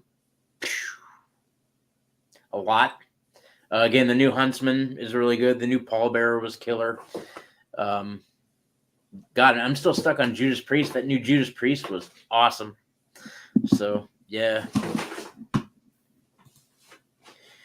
Yeah, once again, man, we would love to come to Milwaukee. It'll probably happen someday. I don't know when, but I can see us eventually hitting up that festival because, like I said, I know Nick wants to, and I would like to. And I haven't been to Milwaukee as an adult. I've been there as a kid. So, yeah, we will go, I'm sure, at some point. Dude, California Death Fest in Oakland, I'm going to kill this cat. I love my cat, but I'm going to kill this cat. Anyway, yeah, California Death Fest in Oakland. I've been to Oakland a long time ago. Our buddy Tommy used to live in Oakland, and I went out there to visit him a couple times. I would love to go to California Death Fest. I would love to go to pretty much all the Death Fest, to be honest. Again, if money grew on trees, we would 100% go. But it does not grow on trees, sadly. Unless you guys know of something. Do you guys know of a money tree? Because if you do, we will reward you handsomely. I don't know. Nick will give you a reach around. And he's already down. We've already talked about this. He will definitely he gives reach arounds pretty much to anyone. But yeah, we'll make it out there. That's the wrong mouse. Infestor album is amazing. The controversy, if you go on the Metal Archives, has some themes. I don't know. I've yet to hear it. We will have to check it out. I've heard good things about the band. Of course, if they are white supremacy, I'm out. Dude, I'm out. Fuck that. Dude, fuck that. I'm not even going to comment on that, but I don't know. We'll see. Autopsy played. Oh, no shit. Man, we'll get there. keep saying things like that, and we'll get there. That sounds fucking sweet. I bet that was a really, really good time. Of course, last time we saw Autopsy was a really good time. Last time we saw Autopsy, they made the news, right? At MDF 2022, right? What? So last time we saw Autopsy, they made the news. Like I said, man, festival food's expensive. From what I heard, though, the dude that you gotta go partook in the whole autopsy pit incident, I guess he was on acid. So the guy that got his mouth pissed in. Oh well, maybe it sounded like a good idea at the time. I mean, all right. I mean, I've been on acid before, and not once did I think to myself, even in the world of things I was thinking, not once did I think to myself was somebody piss in my mouth. Yeah. Well, you just hadn't got there yet. I guess not. I guess you'll get there one day. You'll get the dosage right. Like, you know what? I got a hankering for something. Yeah, no more acid for me anyway. Give me your mushrooms. I'll take them. But yeah, we're done. Oh, dude. Yeah, MDF was a blast. And yeah, I mean, actually, I imagine between both of you guys have like an insane amount. I still have about 15 videos left. I keep sitting down to do them, and then I keep getting distracted. And I'll cat. Yeah, man, this cat's something else. But yeah, I'll get there pretty soon. I've got let's see, I've got 10 videos left on day 3, and then whatever's left on day 4. So, I mean, every day. Every day was phew. Man. A few years ago, I got an Incantation demo from the 90s in the mail, and to this day, I have no idea it sent it me. Dude, I had a random send a while ago. Someone sent me Gutted's second album. Oh, yeah. It was postmarked from Greece, and I don't know who sent it, but I thought that was pretty damn cool. But yeah, an Incantation demo in the mail as a surprise, dude. I would shit myself like a little bit. It's all. I mean, that's pretty damn cool. Let's say. Oh, dude, they sounded so damn good. We would have got closer, but we were edging over to the next stage because Cavaliero's on. We wanted to get up like super close to that one, which that set fucking ruled. Yeah, it did. Yeah, it did. I only wish they could have played all of Arise, but I agree. They were time constraints. Short on time. Yeah, everybody wants us to come to Milwaukee Metal Fest. That was a big thing while you were gone. Come to Milwaukee Metal Fest. And I said, one day if we win the lottery, we won't tell anybody, but there will be signs. We'll be at every fest. You and I will just show up at every fest. So, yeah, Vomitory was fucking killer. Yeah, MDF, dude, that band is obscenely heavy. I fucking their whole set was absolutely killer. I mean, the HM2 bands were definitely winning it out, for a good chunk of the fest. Oh yeah, but I don't know, man. A lot of the death metal acts I thought were absolutely killer. But yeah, Vomitory just whooped ass, and apparently Jeff found out they're big Rush fans too, because that's how he managed to get in and talk to them. Oh, that's right. That's right. Yeah. Because Jeff was brave enough to rock a Rush shirt for one day in the entire fest. Bravo, sir. Jeff was his own machine at MDF. Black Valley Studios. What's up? Yo, Thralls, love your vids. I've gotten into so many bands thanks to you guys. Much love from Ohio. Hey, fellow Ohio. I'm working on an album right now. I was wondering if you'd be down to review it. Honestly, hit us up on like Facebook or Instagram. Yeah. If you got a CD or something you want to send our way, I can throw in a collection update. He's working on getting What's John Jammin'. We'll cover it in some way. I mean, it might not be like a full-on review, but the collection updates and like the big compilation. Yeah, man. One way or the other, we will make mention of you for sure. Mm-hmm.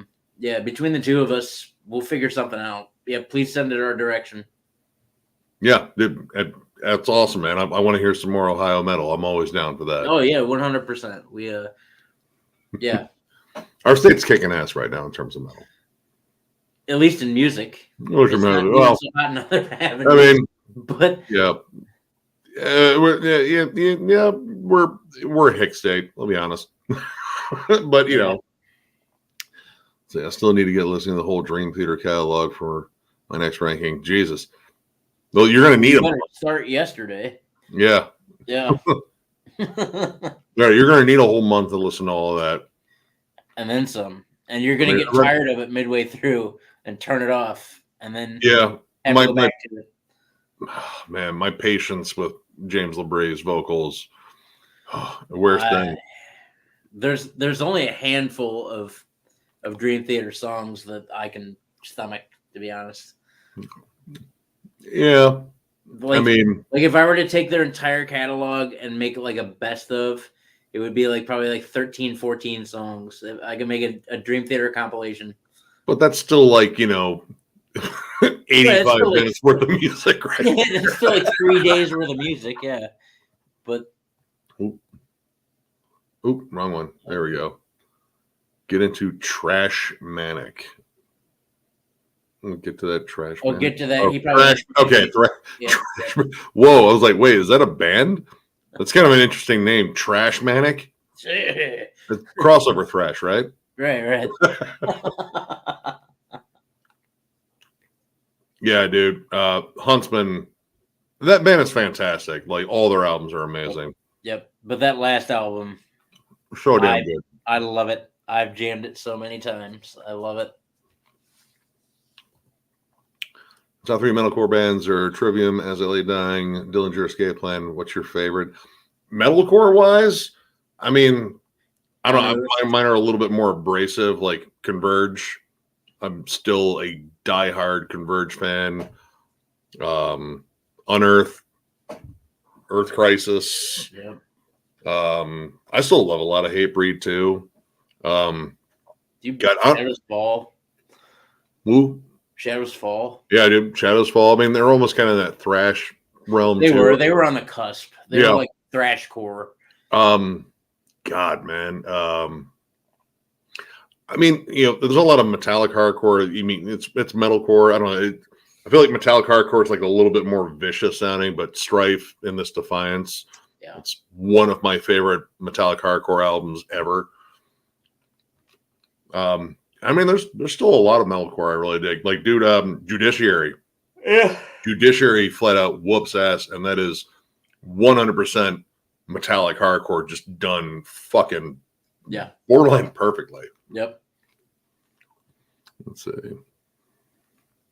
My local record stores are pretty solid. I haven't been to all of them here lately, but they're pretty decent. Maybe we'll go tomorrow. Yeah. I don't work. I don't know. Well, tomorrow, I mean, I'm definitely going to the record store tomorrow. Yeah. I got to check out that Stoner album. I've heard good things about that band, and I like Stoner rock. So, I mean, that's generally kind of an easy win for me. Nick being the only not stoner. Yeah, word. Oh, okay. Punishment. Oh, yeah, I keep forgetting about Punishment 18. They do some pretty solid reissues. Here lately, in terms of like reissues and remasters, Hammerheart seems to be like winning it out. And I already have a pre-ordered one for Oppressor's Agony, which I'm really stoked to get, but it won't be out for, God, I think it comes out in August. But yeah, Hammerheart has been killing it on reissues here lately. What's up, Rome's? Yo. He is. I'm really lucky mine's just being lazy.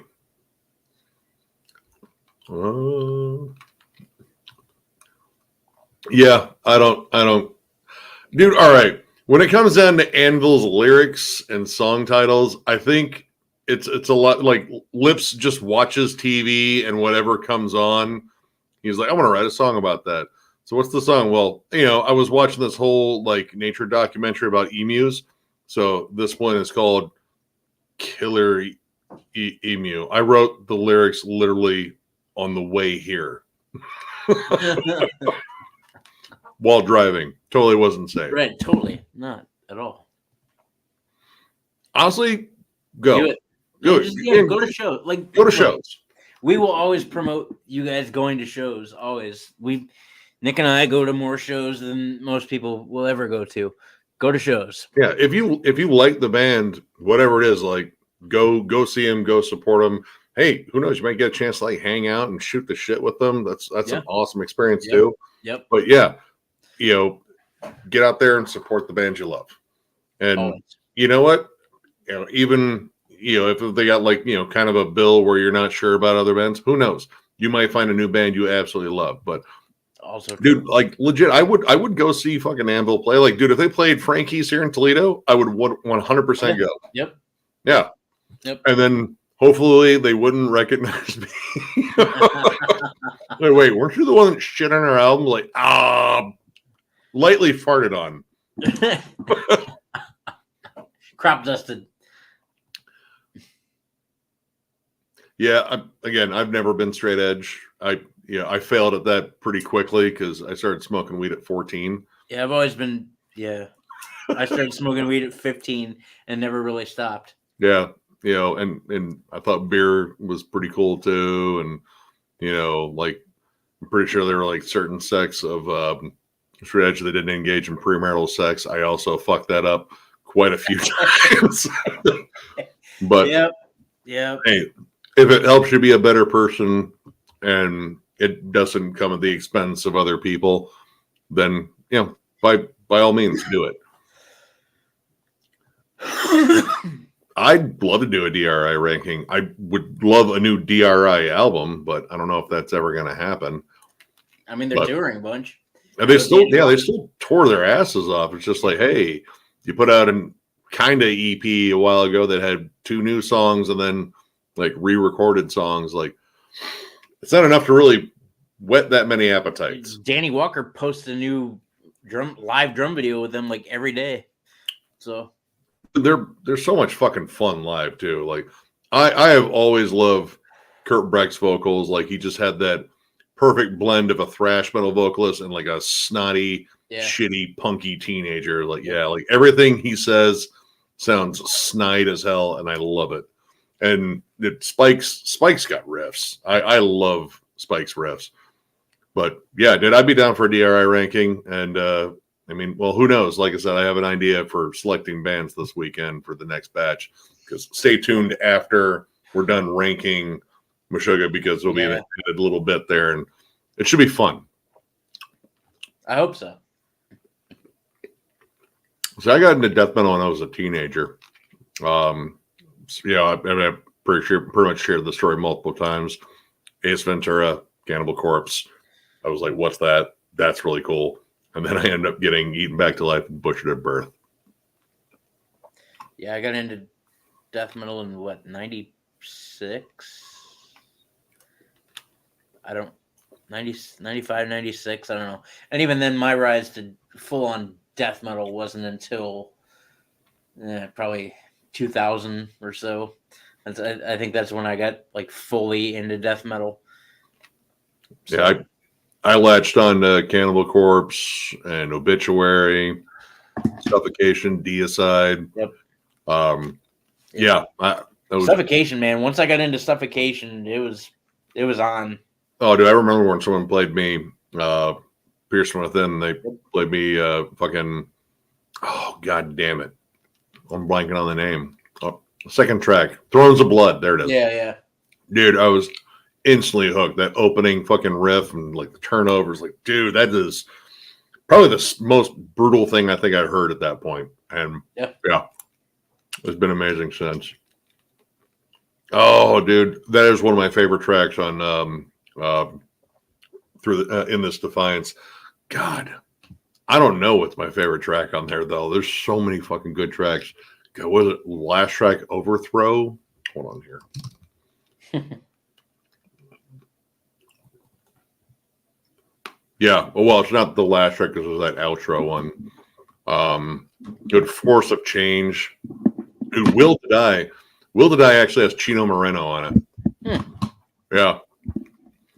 Blistered is definitely up there. Forgotten One. I love that fucking thrashy banger. To an End. That whole album. The whole album's amazing. So before they came out to STLs at Seattle or St. Louis?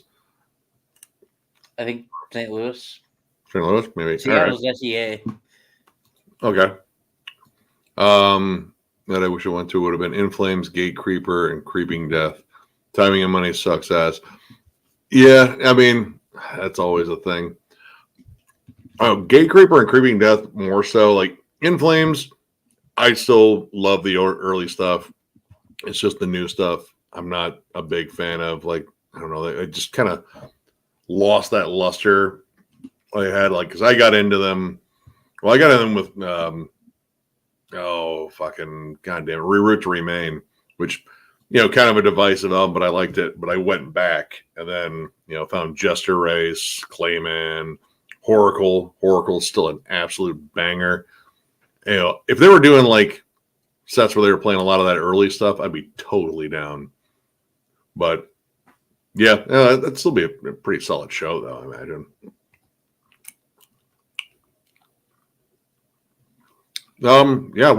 We were there last year.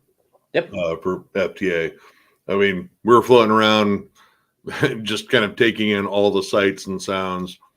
That crowd was so fucked up. It was hilarious. But yeah, we're gonna come back and we might have a Miller in tow with us too. We're working on that. So yeah, we're looking forward to it. That lineup's already looking pretty damn stacked. Let's see. Oh, you guys know each other. Oh, cool. Congratulations. Hey, what's up, Blackwater Rust? Oh, fuck. Oh. Fossilization, Bloodbath, Atheist. God, Esoteric was amazing. Yep. Dude, Gorguts was sick. Dude, Noisy Neighbors. Yep. Hemorrhage. Necessary Death, yeah, Vomitory, Stabbing was fantastic. Dude, Stabbing, dude, Broken Hope. Oh, dude, Skinless. Ass. Oh my god, dude, Skinless crushed. Whew. Yeah, pretty much. Honestly, every band we saw, I thought was awesome. There wasn't a band that I thought did not fucking bring it. And yeah, right. Everybody that we saw just killed it. Just dude, Fossilization. Man. Jesus. So Atheist. Heavy. Oh my god. 1349. Dude, 1349 was awesome. Dude, I only wish we could have stayed for more of a mortuary drape. They were absolutely killing it when we left. Yes, they were. Yeah, like, dude, like every band was just absolutely killer and great sound throughout. I mean, the only hiccups were, the feedback for Bloodbath and the sound cutting out for Cryptopsy. Yeah. But Cryptopsy whooped ass. I mean, they played all of Blasphemy Made Flesh, so I was like, yeah, I already know I'm going to love this set. Every band, go to MDF. Go to MDF. Go to MDF. That's all I can say. Go to MDF. Sell your soul and go to MDF. I've already sold my soul 3 times to get there. What's up, Nick the God? That's my other name. It's not. It's not. It's not. It's really not. It's Nick, the word we can't say on here. Which word? There's a lot of words we can't say on here.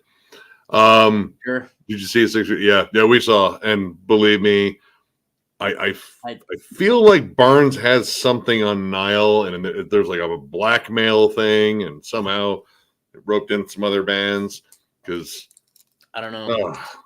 I don't know. What a fucking, like, come on, dude. Because look, Nile's awesome. Psycroptic kills it. Like, why would you do that? Why would you just, like, it's almost like you shit on your own tour. Well, I don't know. I mean, as long as they're not handing out like rotting fruit or anything like that for 6 feet under set, it's like, listen, but we gotta make it. Then again, what the 6 feet under is what as far as the best selling death metal, fourth. Yeah, the fourth, right? So, like, there can't be people that hate them as bad as we do. Like, obviously, we don't like them. I don't get it. Yeah, there's still plastic on that. Right. There's got to be some fans out there, right? There are. I mean, I'm friends with some of them on Facebook. Like, sure, they defend it. And they still like our reviews. I mean, but yeah, I can't. Well, hey, thanks for hanging out, man. Yeah, man. Thank you. My 6-string trying to be and realize I still can't play, dude. Well. Can't play, but can't play loud, right? Play it loud, make the neighbors call the cops. Right, dude. Turn that crunch up all the way and just go for it. Fuck shit up.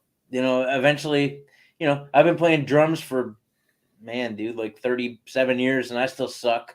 And you just keep going. Yeah, dude, where's that fucking back room where they have all the fucking metal shit? I want to find the crackhead metalheads that are turning their shit for GameStop. Yeah, I do too. Let's. I'm gonna go to GameStop in Holland tomorrow before I come over. Is that the only one that exists here? Hey, I was on a stream last night, and one of the commenters said that you guys had a back room with death metal albums in it, and if you don't let me in there, I'm gonna be upset. Yeah. I know it's there. Look, I will bring you something for store credit, okay? I have a source. You can have, oh man. You can have this copy of Rocksmith that I have for PS3 for some reason. I don't even have the stuff that goes with it. All right. Well, someone came up with their hot takes. I mean, I if you grew up with Pantera, that was like such a huge gateway band for me, so I can't say they were overrated because, I mean, Dimebag, absolute legend. I grew up with Pantera, and man, I just had a bunch of that stuff come on random in the car the other day, and I had that cranked. I love Pantera. Far Beyond Driven, like one of my favorite. Dude, Far Beyond Driven, dude, all of it, dude, all at least 5 records. I mean, which would I listen to more between Pantera and Sepultura? It's probably Sepultura. I still jam Rise and Beneath Remains a fuck ton. Yep. So, I don't know. I mean, wouldn't that be crazy? Just kidding. This next song's about how much I hate me.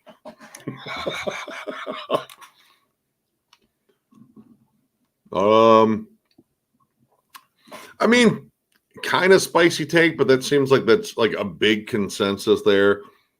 I still think it was Sepultura because you still had core members in it, and Max was off doing like his other projects. And I mean, I know there was still a lot of heat there, but I still think it was Sepultura. It was just different. Like, band members changed throughout, a lot of bands' existences. In fact, it's really hard to find a band with all the original members. And yeah, there's some that go on without focal members. Wyatt. Well, we got Wyatt here, dude. I watched your Another Festival Fails Spectacularly. Different Wyatt. Fest. Dude, different Wyatt. I love your videos. No, different Wyatt. Oh no, is it? It was Wyatt from Vegas. Oh, my bad. Well, it's confusing. That one's called Wyatt's Metal, not Metal Life. Yeah. Oh, the Capulet Fest. I watched that one. Yeah. Dude, that dude who did the Capulet thing, what a chud. Oh, here we go. That's a hot take. That is a hot take. Pretty fucking spicy. Yep. I talk about this a lot. And look, we all make choices. Dude, my gripe with that record has nothing to do with the music on it. It's the mix of that album. I can't take the mix. I can't. And I've gone back and I've tried to listen to it, and it's better, now that I've given it some time, and now that I've grown as a metalhead and a music listener, and have got thousands of albums since then. So, like, obviously, my opinion on, the songs on that album, there are great songs on that record, and I probably wouldn't place it at number 6, but I also still probably wouldn't place it at number 1. So, have at it. Have at it. Whatever. People say things on the internet, and then they're there forever. And that's where we're at. Oh. See, all right. I get that one because, there's a lot of people that Anthrax doesn't belong in the big 4, which that's whatever. I mean, honestly, I'd argue that Metallica doesn't belong there. That might be all right. There's my hot take. Metallica has not been thrash enough to be in the big 4 for years. So eat them out and throw in Exodus. We'll throw in Exodus or Testament. Take your pick, coin toss. But I love Anthrax.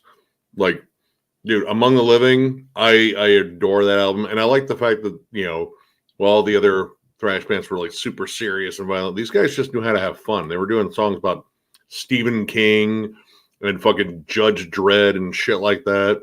That's just kind of fucking fun. And dude, riffs. Anthrax they got tons of fucking great riffs. And I even like some of the stuff with John Bush. Like Sound of White Noise. I think that's a really underrated album. But again, it's not for everyone. I get it. Let's see here.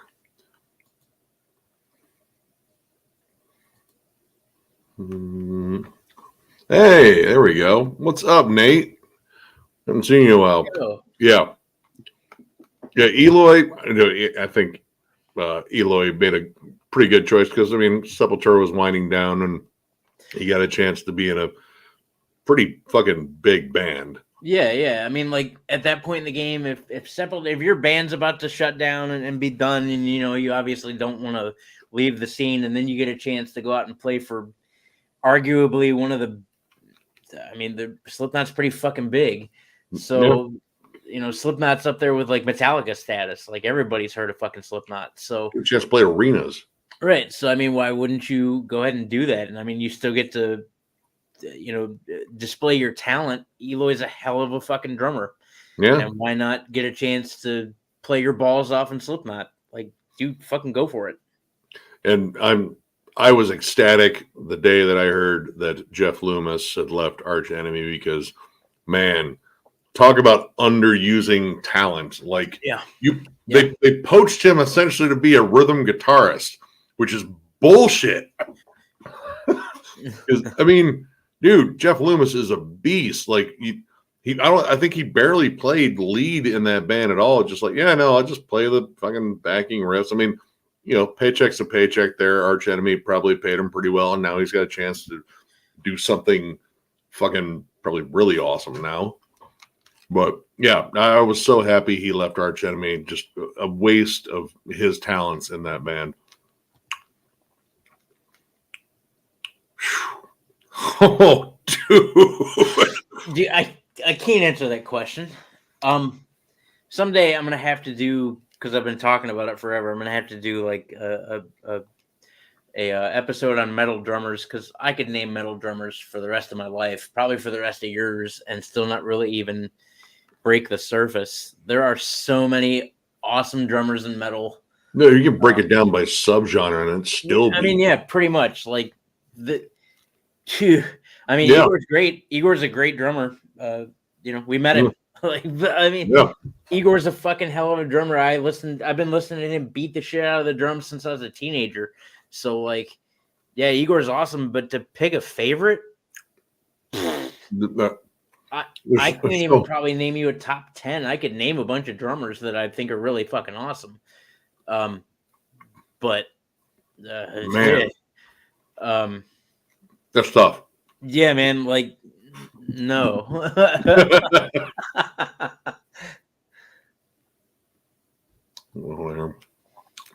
Jay didn't have the rotating drum kit like Joey, but his drumming is solid in the albums. Yeah, I mean, Joey was flashy. That dude did not like try to hide how damn good. How good he was. Yeah. And yeah. The only thing I didn't like was the sound, like the mix of his drums occasionally on albums. Yeah, I get it too. But I mean, Joey had a right to be flashy. He was really, really, really, really good. And, Slipknot being Slipknot and having the gimmick that they had anyway, they were a flashy band. You get 9 dudes in a band. Like, what do you expect? So, the fact that he could play upside down and still do what he did, and like, that was pretty fucking sweet. Yeah. Yeah. Yeah. Oh, of course. What's up, Fear of Napalm? Fuck yeah, dude. I love Fear Factory, dude. Demanufacture, I would say, is possibly one of my favorite 90s metal albums across the board. I have jammed that album to death. Well, not death, because I still listen to it a lot. What album? I'm sorry. Demanufacture? Demanufacture. Yeah. Yep. Goated. Like, one of my favorite metal albums ever. It's on that list. It's on the God tier level for sure. Yeah. Let's see. Can't get into post. I mean, Volume 3 changed a lot of shit. Like, I still think that album's okay. I just feel like way too much Stone Sour crept into that one. Yeah, and the fact that it was a mostly clean album too. Like, don't get me wrong, you don't have to swear in metal for me to enjoy that. But I mean, part of the other thing of Slipknot is back when I got into it. You get into songs like Surfacing. Oh, I'm sorry. Surfacing. Yeah, Surfacing. Thank you. I skipped my mind for a minute, but yeah, get into songs like Surfacing, and you're like, yeah, dude, fuck it all. And Slipknot 3 was a majoritively clean record too, and I was just like, why? I mean, it still had its songs. I still like songs on that one, but the vibe was different. I didn't like the Rick Rubin production either. But yeah, I get it. Like, there's definitely like good stuff past Iowa, but nothing that smashed Iowa or the self-titled, in my opinion. Like, no, I mean, those are 1A and 1B. All Hope Is Gone had a couple of real bangers on there. Oh, dude, the title track's fucking vicious. Oh yeah. And I mean, there's good stuff on the Gray Chapter too, like some really fucking heavy, vicious songs on that one. I mean, I'll be honest, I kind of fell out of Slipknot after after they got rid of Joey, after they got rid of Joey, like I kind of fell out of Slipknot. Oh, man, the last one minus that weird opening track. It's a good record. I won't deny that, but at the same time, like there's still two schools of thought or two separate sides of Slipknot in my mind. There's the Joey years and then everything after it, and like everything after it, I don't think hit as hard as the early stuff, and mostly because of, like you said, A, Stone Sour Krypton, and then B, like they got really sing-songy, and like I get that too because Corey's got a hell of a voice, and if I could sing like that dude, I would probably sing more often too. But like they left behind a lot of like the brutality, like the just a man screaming his balls off, you know, like he did in the first two records, and then kind of stripping that to not be the more dominant thing, like the more like heavy out there fuck you attitude that they had was kind of replaced by singing songs. So I get that. I mean, they found a way to break into a different tier by throwing in a catchy chorus. I get it. Like you want to grow and kind of, you know, get out of the humdrum. I mean, yeah. I don't know. It's weird to, I don't know. Because there's a whole new generation of fans now. Like Slipknot's been around long enough now to where like you know, fucking Slayer indeed. Yep. Ooh. Super Couch Potato. Excellent name. Oh wow. Ah man. Ooh, I can't. I love both albums, but I gravitate more towards the debut. Like I don't know that there's something about that album that is, I don't know. It's like fucking smashing a jar full of fucking like pissed off hornets and just like, no, come at me, let's go. I mean, don't get me wrong. I don't show it much because I'm not the world's biggest Slipknot fan anymore. But I got this. God damn it, you can kind of see it. If you got that arm the day Slipknot came out, that whole arm. Yep. Pretty much like the aftermarket parts. Right after that, the stitches. Right after that first record came out, I was like, I want the Slipknot S, and now it's here for the rest of my life. I'm not getting a spoon and battery acid. It's not happening. But like, you know, that first record came out, dude, and that record did a lot for me as a metal listener. Like, I got into a lot of heavier music because of that record.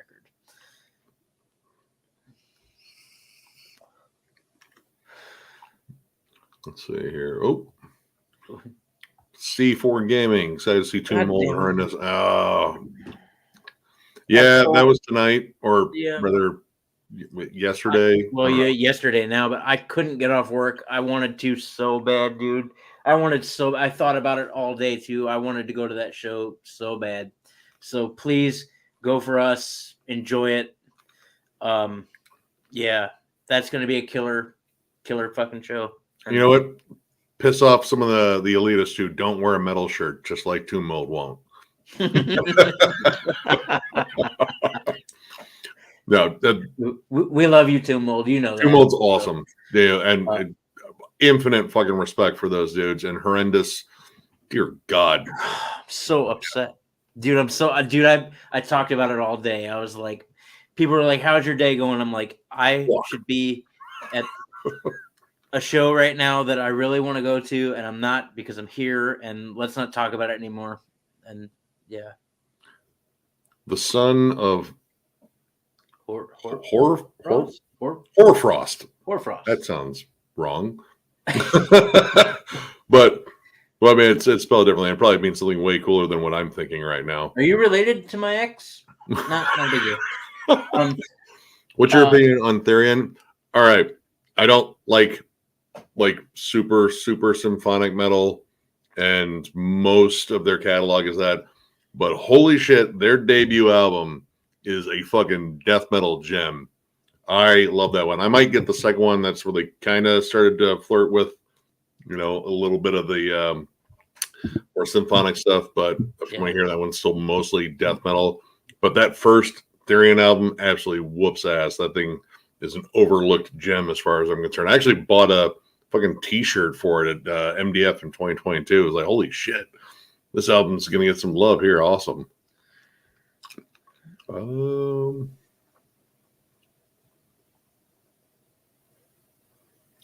Hold on here. No, I've been sleeping well, so I don't want to change that because every now and again I'll turn on the Hagbalbia just to. What the fuck is wrong with you? Because dude, you remember how the Ring Girl crept out of your TV? Something even worse is going to crawl out of your speakers. But every now and again, I just like to fuck with myself, and that does it. You just get super high, turn off the lights, and listen to Hagbalbia. Oh, it's crazy. Do you communicate with the devil on a Ouija board too, just for good measure? You'll find out. It's all right. I already sold your soul to him a while ago. What?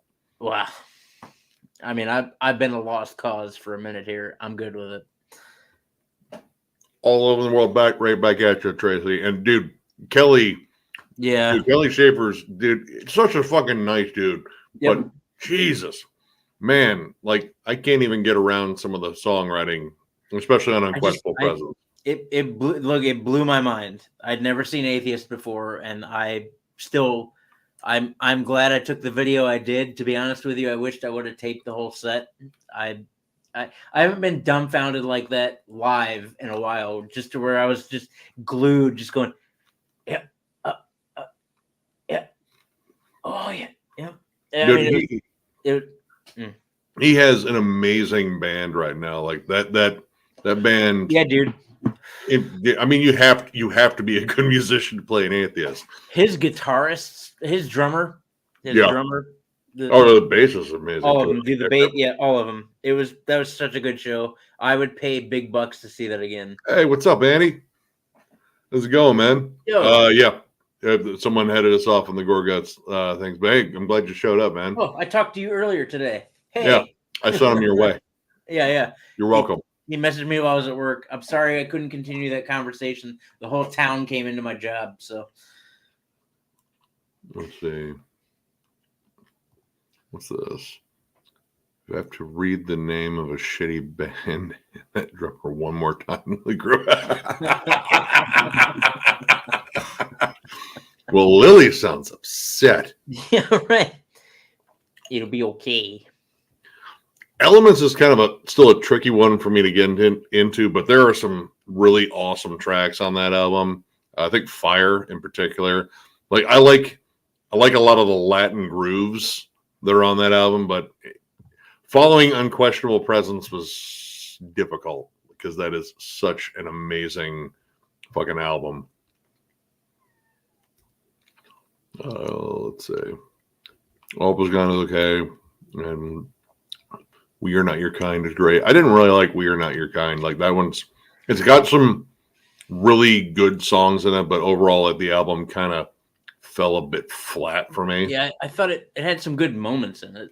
I mean, there's good, if you want to look at it that way, there's good moments in every Slipknot record, but like. God, was that the one? Liar's Funeral was one that really stood out to me. Yeah.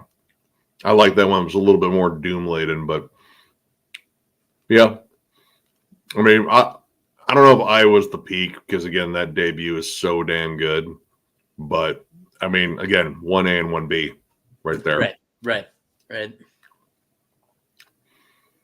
dude, Eloy is a beast. Dude, again, the ferocity that he hits shit with is ridiculous. I would not want to take a punch from Eloy. No, you wouldn't survive. I'd like to see him hit one of those punching machines, though, where the punching bag falls out and you hit it, and then the numbers go up, and then people go, "Hey, you can hit things." I've seen his biceps. That thing might fucking disintegrate. Hey, what's up, man? Yo.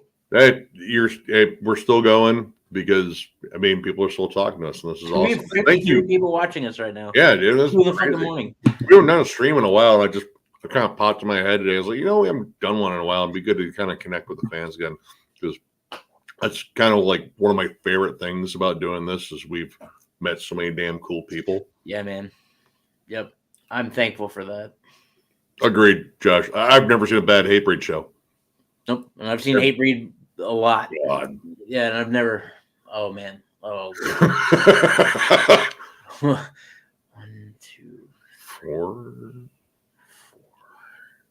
5, 6. I think I'm at 5 or 6. I've seen him 6 times that I can think of off the top of my head. There's probably more. First time I saw him was probably are, dude. Because Hatebreed used to come to town when they were on Satisfaction is the Death of Desire. They came to town a bunch. Yeah, a lot of bands did though back in the day, man. When some of these bands that are obviously gigantic now first started, they used to come to town a lot. Mm-hmm. And I think the first time I saw Hatebreed was Tied to the Earth, and they fucking crushed, dude. It was. I remember my sister not liking it. Oh, they do is growl. And they're like, shh, awesome things are happening right now. Hush. Look at all these meatheads banging their heads. This is let them have this. I'm wanting to be a part of this.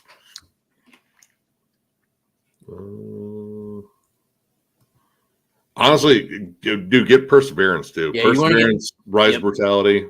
Yep, you want to get the next album. Get Perseverance. Yep. I mean, the Rise of Brutality is still cool, but it's no Perseverance. Man, I don't know.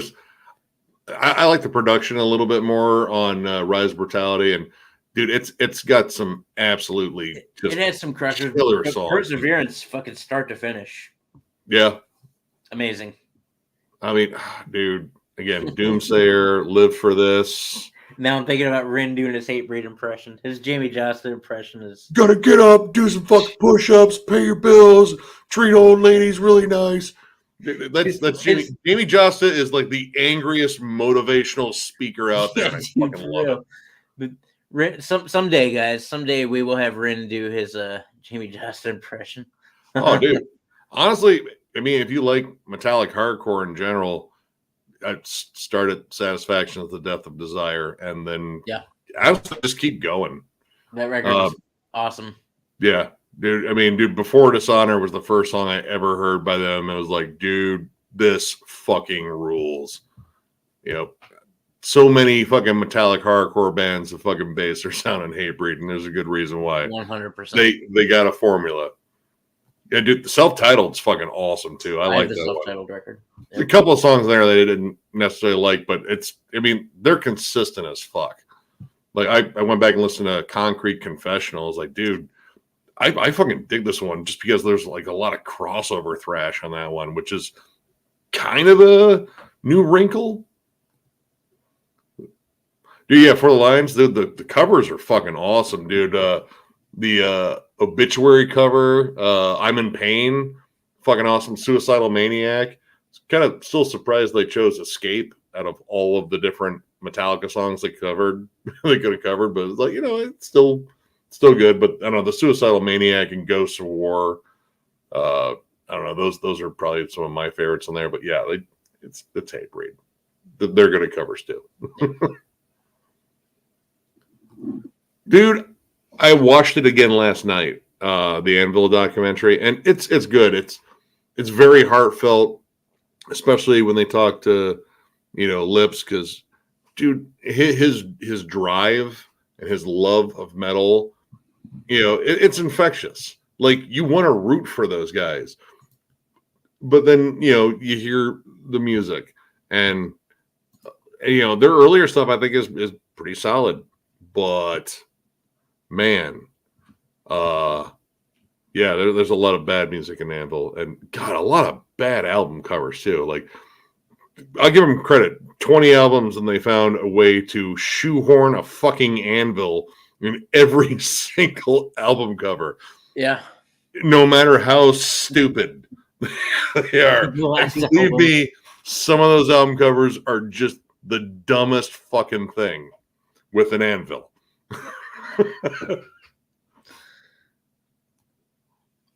Oh no! Which way? I mean, which one? Which was the? Oh god!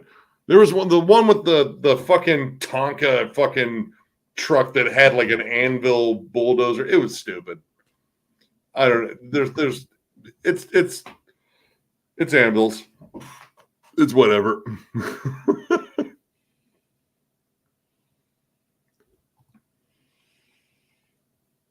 Yeah. That's pretty much where I'm at. Like, I will legit probably never listen to that Anvil album again that we went over. but I would listen to their earlier stuff, and yeah, I go see them live. They're probably fun. Let's see. Oh, dude, that's a good fucking combo. Yeah, dude. I haven't seen Guar in years.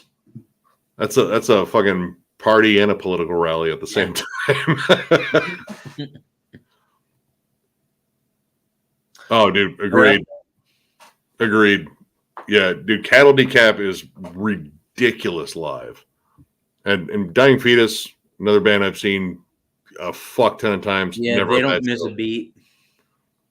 And say what you will, man, Between the Buried and Me is incredibly tight live. Oh, yeah. Incredibly. Haken is ridiculously tight live. Yeah. I mean, there's... dude, Blood Incantation. I know it's like popular to shit on them for being maybe a little hipsterish. Dude, they're incredibly tight live. Ulcerate.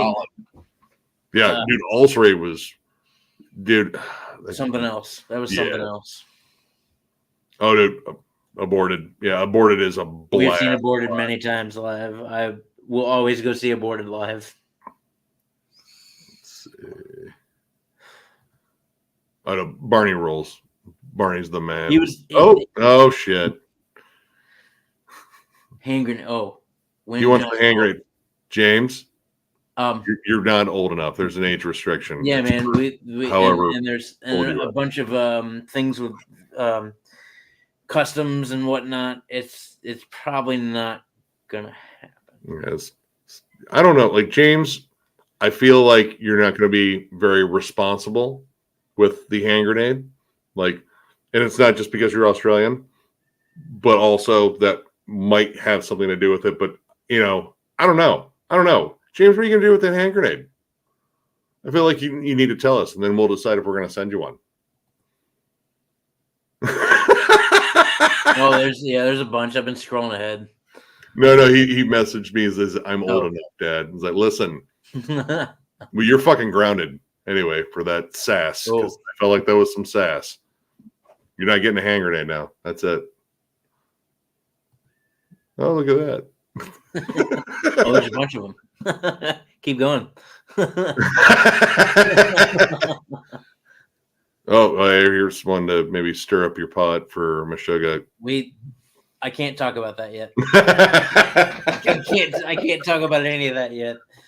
Yeah. What's up, Sketch 2?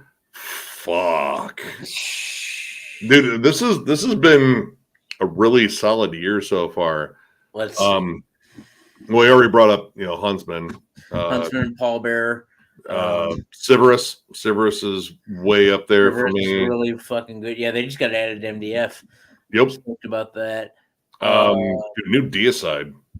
New Deicide fucking slaps. Deicide, 200 stab wounds, severe torture. Dude, yeah. Dude, severe torture is ridiculous. Dude, that Hyperdontia album was nuts. Let's see here. It's already complex. Like, shit, let's see. 94 hours worth of fucking music so far. Dude, new Necrot was insane. Yeah, God, what else we got here? Morbid Saint. I fucking love that album. Crypt Sermon. Borknagar, dude, Borknagar. I went back and jammed that one again. Oh, dude. Brat, Social Grace. Yep. Crypt Sermon. Dude, that new Job for a Cowboy was super good. Yep. Wraith, Idle Throne. Yeah. Oh man. Shit. Crypt Sermon. Holy shit, that album's good. Yeah. There's a lot. Suffer. Dude, Vegas. That album's so weird. Dissimulator. God, a lot. Yeah, dude, there's tons. It's been a really good year, and I still anticipate a bunch of really good things. But yeah, man, it's been Necrophobic. Yeah, Necrophobic's awesome. I'm super consistent band. Judas Priest. Judas Priest is I mean, don't be surprised if that's on a lot of year-end lists. Like, it's a great fucking album. I love the new Gate Creeper too. Like, I know people are kind of, I don't know on that one. It's good. I love it. Dude, the new High on Fire. Fuck. Yep. I really liked Caligula's Horse. I don't know which one. I don't know. What would you say was the hardest ranking, just in terms of like how brutal it was? I don't know. Probably Immolation. Yeah, Immolation was. It's tough because all those albums are good. There's not a bad Immolation album, and so you really got to get nitpicky as far as, you know. Okay, well, the mix was kind of poor here. Or, okay, the you know, this one didn't hit as hard. Like Crowbar too. Crowbar sucked. Cannibal Corpse sucked. Yeah, super consistent band there. Hell, man, even Mastodon was tough because I'm such a gigantic Mastodon fan in general. Anyway, it's generally the more consistent bands are the ones that I struggle with. Like, because, like, dude, like, yeah, they hit every fucking mark they hit on the last one. Now I really have to think about why I like or don't like this one more. Right. Well, unless it's Altars of Madness, though. Haha. Go on, get them all in. Everybody, just come on. Yeah. Let's see fucking 1,000 viewers right now. Let's go. Everybody, come on, bring it. What I hear? I've seen Napalm Death 20 times and never disappoint in terms of modern grind. I saw Full Hell. I still need to see Full Hell live, and I really dig that new album. Weren't we supposed to see them? Weren't they on some bill somewhat recently, and we were gonna go and didn't? I don't know. I think they were. Were they on the bill with like Dying Fetus or Talon? Yeah, maybe. Or something like that. Yeah, we missed them sadly. Oh yeah, by the way, hi, Wild BC. I've seen Napalm Death maybe 5 times, so you definitely can beat on that one. But yeah, it's Napalm Death. It's Money in the Bank. You know, I see that band's touring. I generally try to make it, and you know, hopefully they're working on a new album because the last one was so damn good.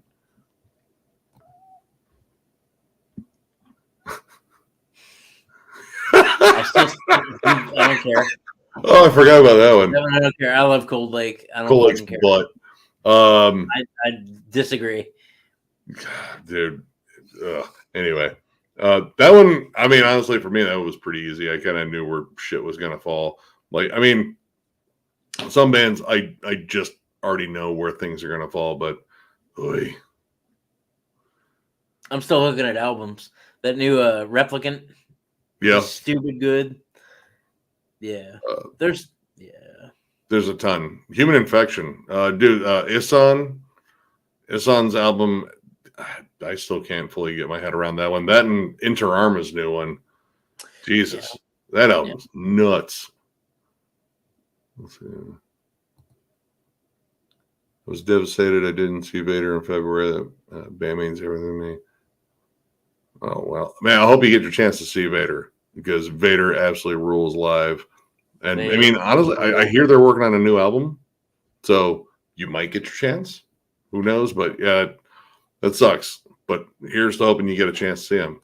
Hey, what's going on, Monterey Muttley? Oh, yeah. Again, I don't want to talk about it. I would kick myself for a while. That was a really good show. We've got friends all across that bill. I mean, I already did get to see Tumult this year. Shut up. And I got to, briefly meet Damien from Horrendous. So yeah, shut up. I got that at least. At least I'm not just, completely missing out on, everything there. No one cares. I'm clicking off this motherfucker and done. Green Day are great, but they haven't been recently. I got a soft spot for Dookie.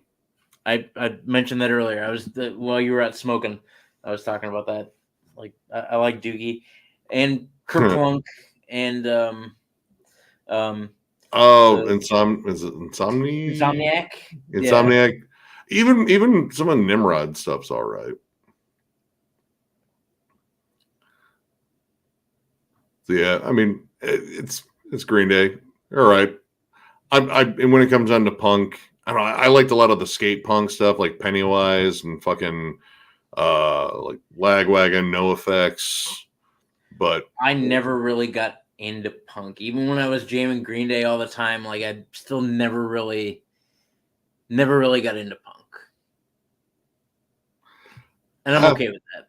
You know, I mean, I got into it like hearing like Dead Kennedys and Black Flag and Bad Brains and shit early on. I was like, dude, these bands are fucking wild.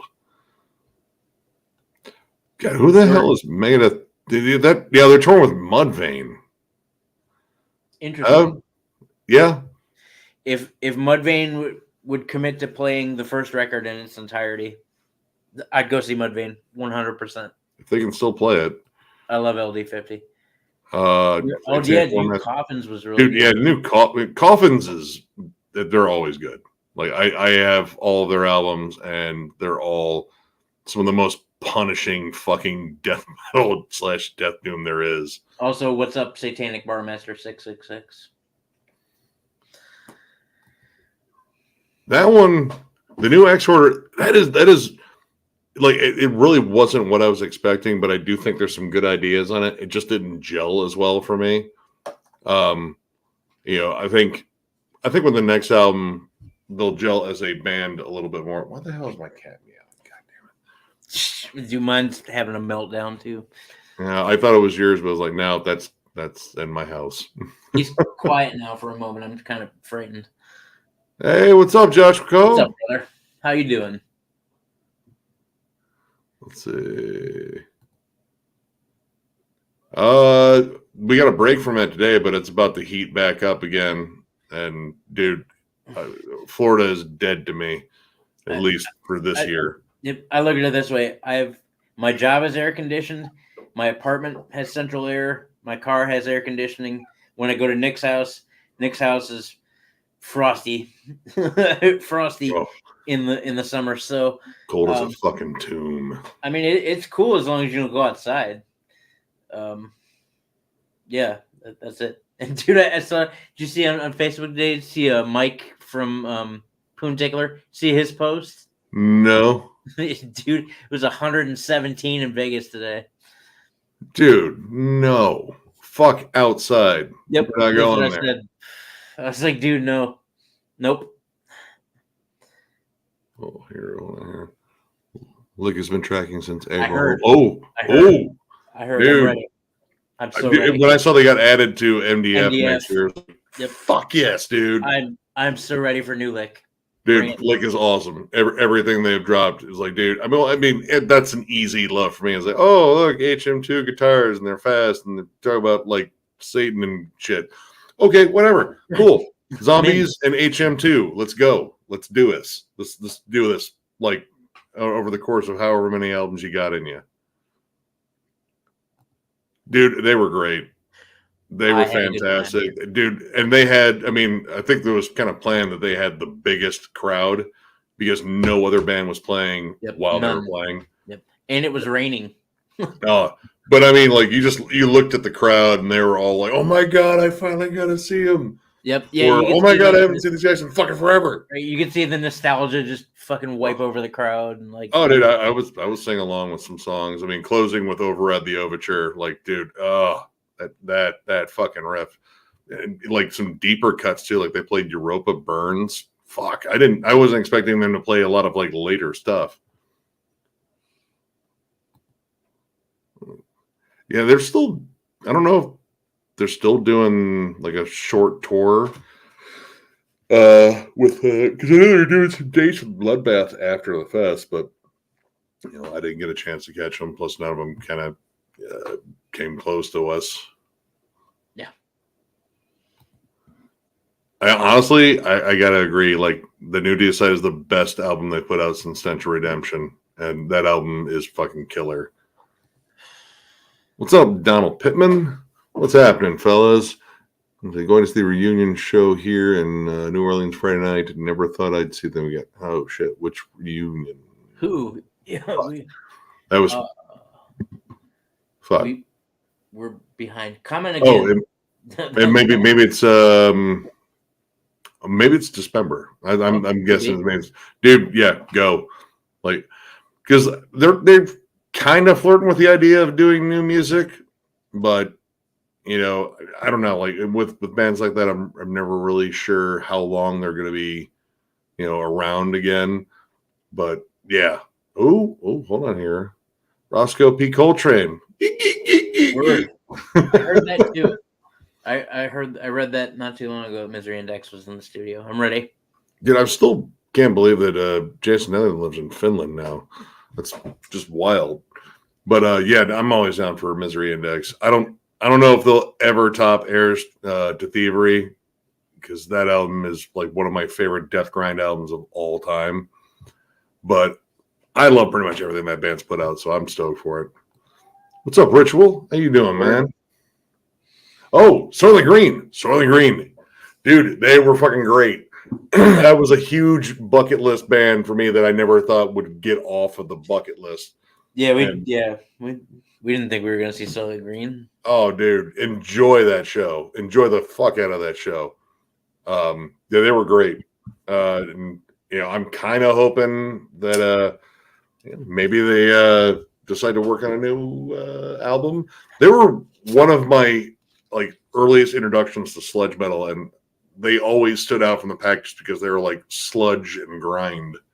And few bands do that in general. And I mean, honestly, you know, Soilent Green just does it about perfectly. So maybe that's the reason. It's like, yeah, we're not going to do it better than these guys.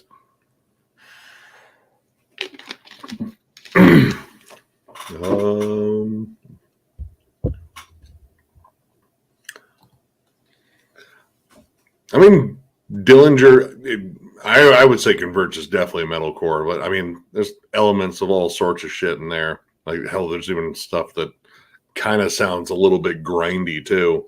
But Dillinger, I don't know. I've always kind of lumped him in a little bit with the metalcore pack, but also with like, I mean, I hate saying math metal, but that was kind of the thing they did, I guess. I don't know. Nick, I say we do about 20 more minutes of this, and then I'm gonna. I worked all day, so okay. Yeah. All right. Well, here I'll let you. You want to scroll through comments? I'll tell you. I'm gonna grab a smoke, scroll through some comments, we'll answer some more, and yeah. I mean, it was an awesome hang anyway. But you know, I'll be back. We're not at the goodbye. What do you think? Yet. You think Chimera counts as metalcore? Kinda. Like, I mean, you'll go back and listen to them now, and then, like, you know, listen to some Hatebreed or Earth Crisis. There's a point, but it's also like a little bit of groove metal too. I mean, they were a lot groove. They were like riff metal. Oh yeah, riff groove metal. Because there wasn't. I mean, there's a lot of hardcore fucking breakdowns and shit on there. Like, dude, Power Trip. I mean, dude, most of oh god damn it. How the fuck did I fucking forget that one? What, the second record? Yeah. Oh, The Impossibility of Reason. Yeah, thank you. Yeah. Most of that, dude, that kind of screams metallic hardcore. You know, they did well at both sides of the coin there. I don't know. I always liked Chimera. I love Chimera. Like, there's a run of albums there that I think are pretty much untouchable. Be back in a moment. All right. I like the first. I mean, if you don't count the original EP, I like the first 3 Veil of Maya albums. Common Man's Collapse, Id, and Eclipse. I thought those were great albums. I was a gigantic Veil of Maya fan for a long time. And then they started singing, and it's the kind of singing that I don't like. They kind of got the Periphery style singer. I can't. And they haven't been that heavy since, and so I kind of fell out of Veil of Maya. The first 3 records again for me are killer albums. I still jam them from time to time, but I definitely fell out. Let's say groove thrash. I'd say the Impossibility of Reason definitely had some thrashy moments in it. I don't know. I think I might call them just like groove riff metal overall. I don't know. They I don't know. I guess I would peg them for more hardcore than metalcore. I don't know. For most metalcore, for me at least, I think of bands like Lamb of God and As I Lay Dying, and you've got the heavy metal influence of dual leads, guitar playing, more melodic type of sound to them. That's what I consider to be metalcore, but whatever. Yeah, I miss Chimera though. I wish Andals would come back and play drums. That was a great metal drummer, Andals Herrick from Chimera. I always liked Andals. I wish he'd come back and play. I don't know. I wish they'd put out another record, but not make it sound, modernized so much to say. I don't know. Yep, got to get the Gorguts. I got to get them too. I might order them. I might order them now.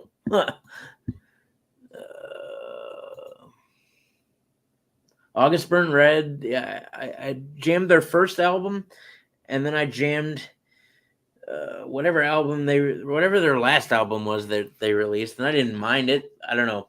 I kind of fell out of that band. Integrity is cool. Ringworm. We saw Ringworm, I want to say. Maybe I'm wrong. I thought we saw Ringworm up in Detroit last year, a couple years ago. I don't know. I do like Ringworm, though.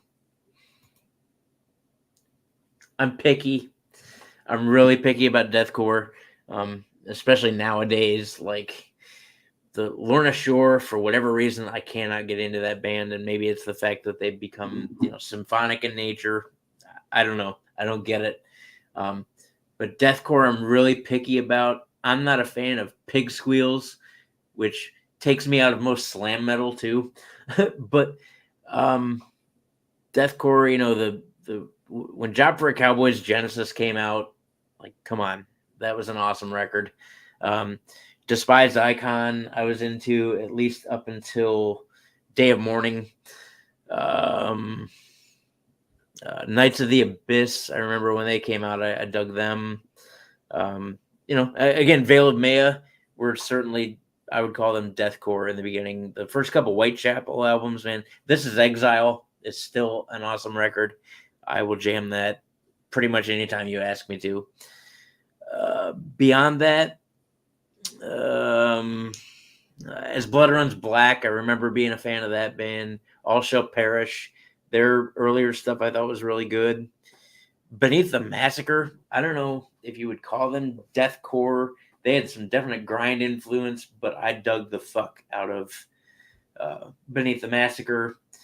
Iron Dissonance, I still jam that band at least once a week. I dig that band. So, yeah, some of it not so much. Pretty much modern deathcore I don't really get into, with the exception of Fit for an Autopsy. Their last couple records have been really awesome.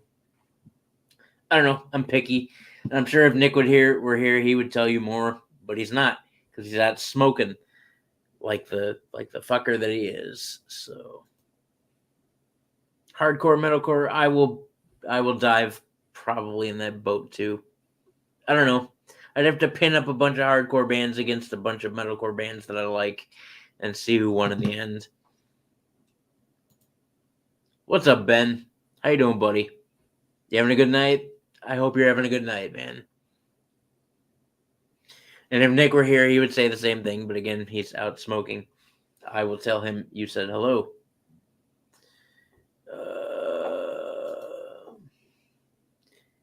Believe it or not, I have not listened to much Ailstorm.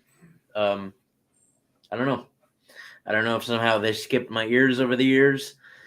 I've heard things about them, but again, I've never really checked them out. So maybe I'm missing fun. Maybe I'm not fun. I don't know. We're old, man. Nick and I are getting fucking old. I don't know how much fun we are, to be honest. I spend a lot of time with Nick. I see Nick 3-4 nights a week, and I've seen Nick 3 or 4 nights a week. Well, hello.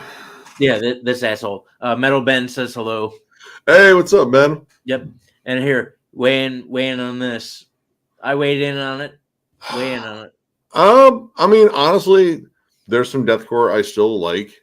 Like, I mean, dude, Whitechapel's This Is Exile. I said that. Yeah, no, that album fucking whoops ass. And Through the Eyes of the Dead. Yeah, oh yeah, Malice. There's some good deathcore out there. Like, there's some kind of butt deathcore out there. There's kind of a lot of it. I just hate the stuff that sounds like super over processed, and like it sounds like they can't replicate any of it live without like 8 laptops on fucking standby. Yep. And I feel like that's more the direction that a lot of deathcore goes. Like, I like, at least in metalcore right now, it's going back to its roots, like the early stuff that really established the brand. Deathcore's, I don't know what the fuck it's doing, but I mean, there's still standout bands in deathcore. Hell, I didn't even mind the last Thy Art Is Murder. I thought it was pretty decent. And dude, Fit for an Autopsy, I think is a pretty solid band in there too, and relatively newer. And they crush live. We just saw with Exodus, dude. Fit for an Autopsy crushes live. Yeah. And Joe Bad or whatever he goes by on the stage. I love his guest appearance on the new Body Count track, which that new track me too fucking kills. There's some deathcore out there that isn't bad. I'm not like the biggest fan of it. Like, I definitely was for a while. I was too. But death metal kind of wins over deathcore, like in every category, in my opinion. And it's mostly in the riffs and just the riff creativity, because deathcore gets stuck on breakdowns. Like, without breakdowns, deathcore wouldn't exist. I don't know, because again, like metalcore / metallic hardcore, there's some damn good bands. Like, I love like old school hardcore shit. Like, I still need to get more Agnostic Front in my collection, but like fucking Cro-Mags, dude, fucking Sick of It All, which fucking sucks about Luke Kohler. He got diagnosed with cancer. Yeah, I heard that. Hope you're doing all right, Lou. Sick of It All was one of the early hardcore bands I got into. Straight Faced. I like a lot of that shit, but I like the metallic stuff because it's kind of like that blend of two worlds that I love. Yeah. I mean, like I was saying, I think I would have to pit a bunch of hardcore bands I like against a bunch of metalcore bands I like and see where I came out, because like I don't know. I mean, there's some that it's kind of a gray area. Like, I know there's a lot of people that consider Terror a straight up hardcore band, but I still hear a ton of metal in them. And dude, that band, if they are a hardcore band, they pack as much punch as any fucking metal band out there. Like, Terror is like fucking scary heavy at times. What's up, Ben? How you doing, man? Hope you're well, brother.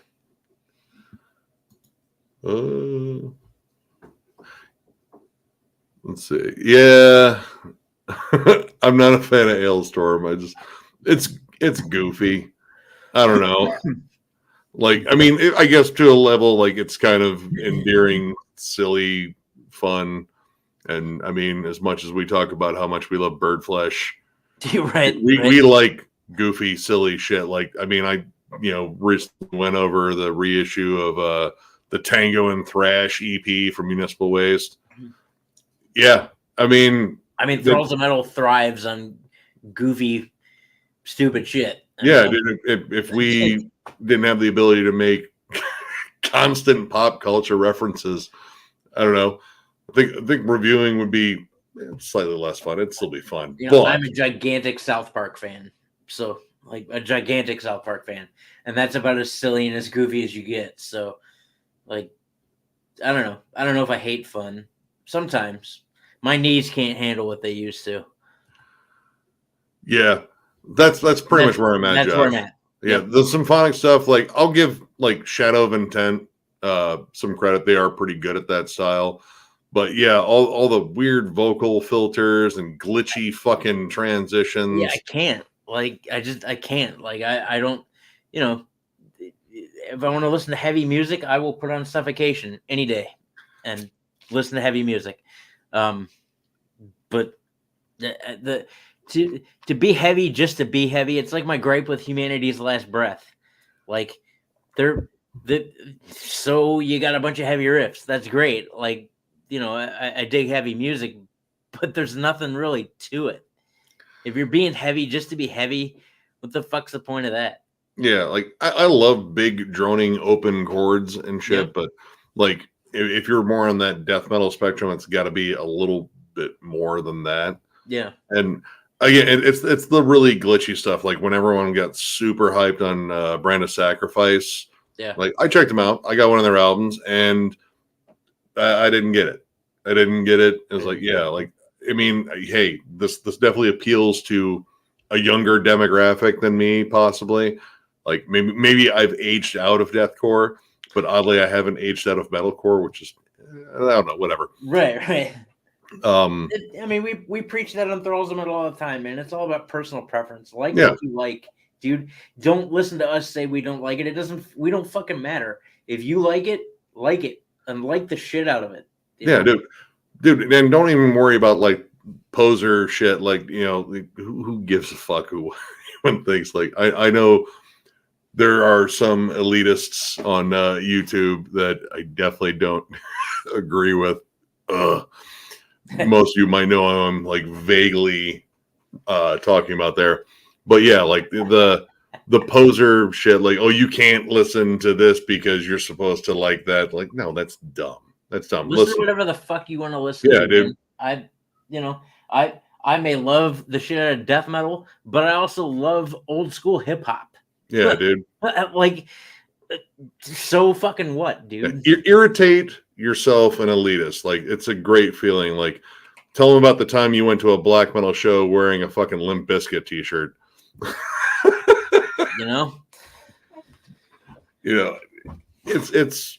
It's that shit's like whatever, dude. It's not like, like, oh, you can't be a fan of this and a fan of this. You can be a fan of whatever the hell you want to be a fan of in music. And yeah, we're not all gonna like the same shit.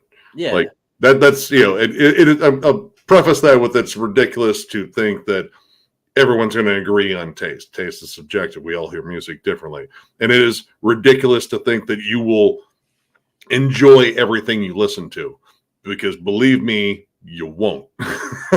If you like what everybody else likes because everybody else likes it, that doesn't make you an individual anymore. That's more poser shit right there. Right, dude. Like, fucking, who cares?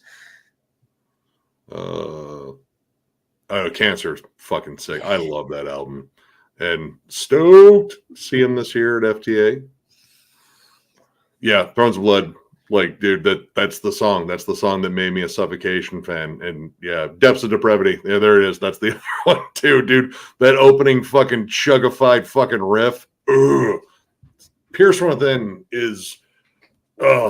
When I saw them play Jesus Wept live, that was it. Immediately, because when I first saw Suffocation, I had no idea that I was gonna see Suffocation. Like I just. Like, I wasn't into Suffocation yet when I first saw Suffocation, and they opened up for Fear Factory, and it blew my mind, dude. Absolutely. Like, I was instantaneously a death metal fan that night after seeing Suffocation. And I told Frank that when we met Frank at the Farewell to Frank tour. I was like, dude, I just gotta let you know, like, I saw you guys open for Fear Factory in 05, 06, and that was it. I mean, just thankful we didn't say anything like hella fucking awkward. Like, dude, the breakdown on Legion of Inferacity made me come. What? I'm sorry.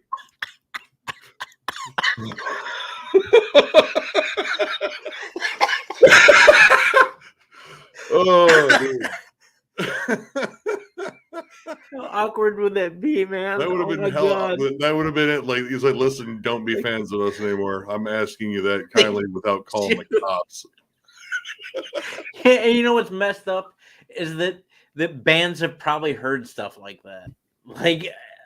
Like how do you react? Yeah.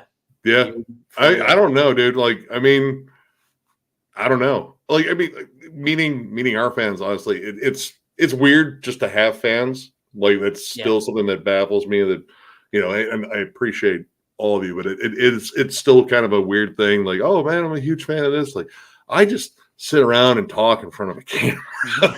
like, but I mean, it's amazing. But I'm sure, like, you know, like fan interactions, those interpersonal relationships and such. I don't know. I still don't fully understand it, but I imagine there's some flat out like just like weird things that get said. And you know what? I'm gonna do a segment. I'm just gonna contact a bunch everybody we know in bands and be like, dude, all right, I got one question for you. What's the weirdest thing you've ever been asked? And we'll see what happens. Or just like the weirdest thing that was ever said to you. It was ever said to you upon like, meeting a fan. Like, what's the weirdest thing you've ever heard? And so you can figure that out. Yeah, and you can preface that was like they were really drunk, but this is what they said. Right. I want to know now. Man. Oh God, I've only seen In Flames twice, and they were good both times. That was some Sounds of the Underground. Yep, Sounds of the Underground. They had a good set. And yeah, it was a good set. I wasn't really into In Flames when I saw them at that point in the game, but I remember they put on a good set. I saw them the year before at Ozfest, and they were touring on the soundtrack to Your Escape, and they had a solid set. They sounded good.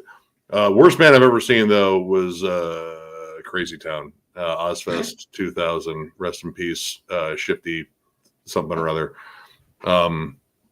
Yeah, they were terrible. Like, you know, I think that was the point where I started to understand what an industry plant was, because there was no way that band practiced to sound that bad. Like, they sounded sloppy across the board. I am not a fan of Lorna Shore. I'm not either. And you know, I respect oh shit, what's his name? Will Ramos. Like, he's got some just insane shit he can do with his vocal cords, but for the most part, I find the music really boring. Like, there was one track on was it Pain Divine or whatever the fuck it was called, something Pain. I don't know. I didn't like that album, and I heard about that from all the fans of it that they couldn't believe I didn't like it and I trashed it. Blah blah blah. But yeah, I did the symphonic deathcore thing. Like, why is that question? I don't know. I feel like it's something to try to make the music more interesting, when the music itself, like, yeah, it's fast, yeah, it's heavy, but it's also kind of generic outside of like that symphonic element. Like, yeah, you get the big slow halftime fucking breakdowns, and you know, someone sounding like a snorting demon pig behind that. Like, yeah, that's fine. But like the symphonic elements, I thought sounded really stock. Like someone was playing like an anime soundtrack behind all of the riffs, and riff wise, there's a lot of like, you know, kind of recycled Melodeath stuff. And then, oh my God, here comes a big old dumb breakdown. Like, this breakdown's so stupid it doesn't know how to fucking read. Right. Like, it got old. Yeah. Yep. Again, it brings me back to my point, like, where if you're being heavy just to be heavy, like, why? What? This band has a great breakdown. So does every other band in that genre. Yeah. And you know, if I want to hear a good breakdown, I'll go to death metal, where they just they do it so much better, because it's not focused on being heavy for the sake of being heavy. It's that's where the song hit at that point. Like, the mentality, I think, with some deathcore is like, again, the big heavy breakdown, but what have you got around it? What's surrounding it? You know, and chances are you have nothing around it but more breakdowns. And there are so many fucking bands that are just like a mess of just deathcore breakdown. Yeah. Halftime, that same breakdown you just heard. Yep. Then whatever vocal thing they're doing. Right. And yeah, it just gets old. But again, that's just me. If you love Lorna Shore, right, exactly. You love Lorna Shore, fucking awesome. Go see them live. Go get a shirt. Tramp stamp their logo on your back. Don't do that. People like you and respect you. Yeah. That's what it is at the end of the day. Actually, I saw they put up a new track. I didn't get a chance to jam it. I listened to it. It was good. I mean, I love the last 1349. I thought that last album was killer. So yeah, I'm totally down for that one. What we got here? Yeah, dude, that's a great run of fucking albums, dude. I mean, yeah, if you've watched this channel for maybe 15 minutes and I haven't gushed about Left Hand Path, know that if you bring up Left Hand Path, I'm gonna just go, wait, hold on, let's pause for a moment. Let me talk down my erection and let's talk about how amazing Left Hand Path is, because it's like one of the best death metal albums ever. It's my Mount Rushmore, like one of those albums for me in terms of death metal. It put me on. Nick has an entombed light switch cover in his basement. It's awesome. Dude, it was an awesome thing I got in the Metalhead box. I haven't seen that since. Dude, Metalhead box, if you're watching, bring those back. I will redo every light switch with every awesome album cover you guys come out with for those. Legit. Yeah. And, for good measure, do the clandestine one. Or I'm sorry, Clandestine. Clandestine.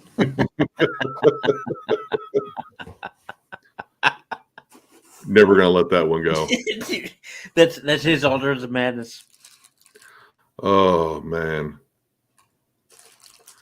I'm about to eat all these old Snickers. I gotta. Yeah, dude. The Haley brothers. The Haley brothers are ridiculous, and there is a new Werewolves coming out, and I'm happier than shit because every Werewolves album is just a pure joy. And God. Dude, read the lyrics. Yep. They are amazing. Dude, I just listened to the last Werewolves album yesterday. Dude, when I saw the lyric video for "We Are Better Than You," I was in tears and headbanging, laughing. Dude, it's the most aggressively Australian thing ever. I fucking love that band. Let's see. Fair enough.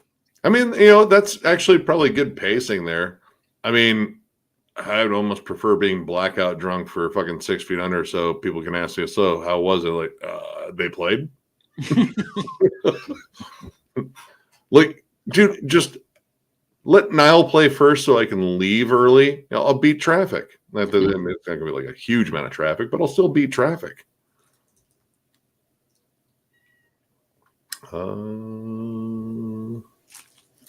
Let's see. So, hey, what's up, John Hayes? Yo, the best football. That's the name, put on the back of the jersey. That's fucking awesome.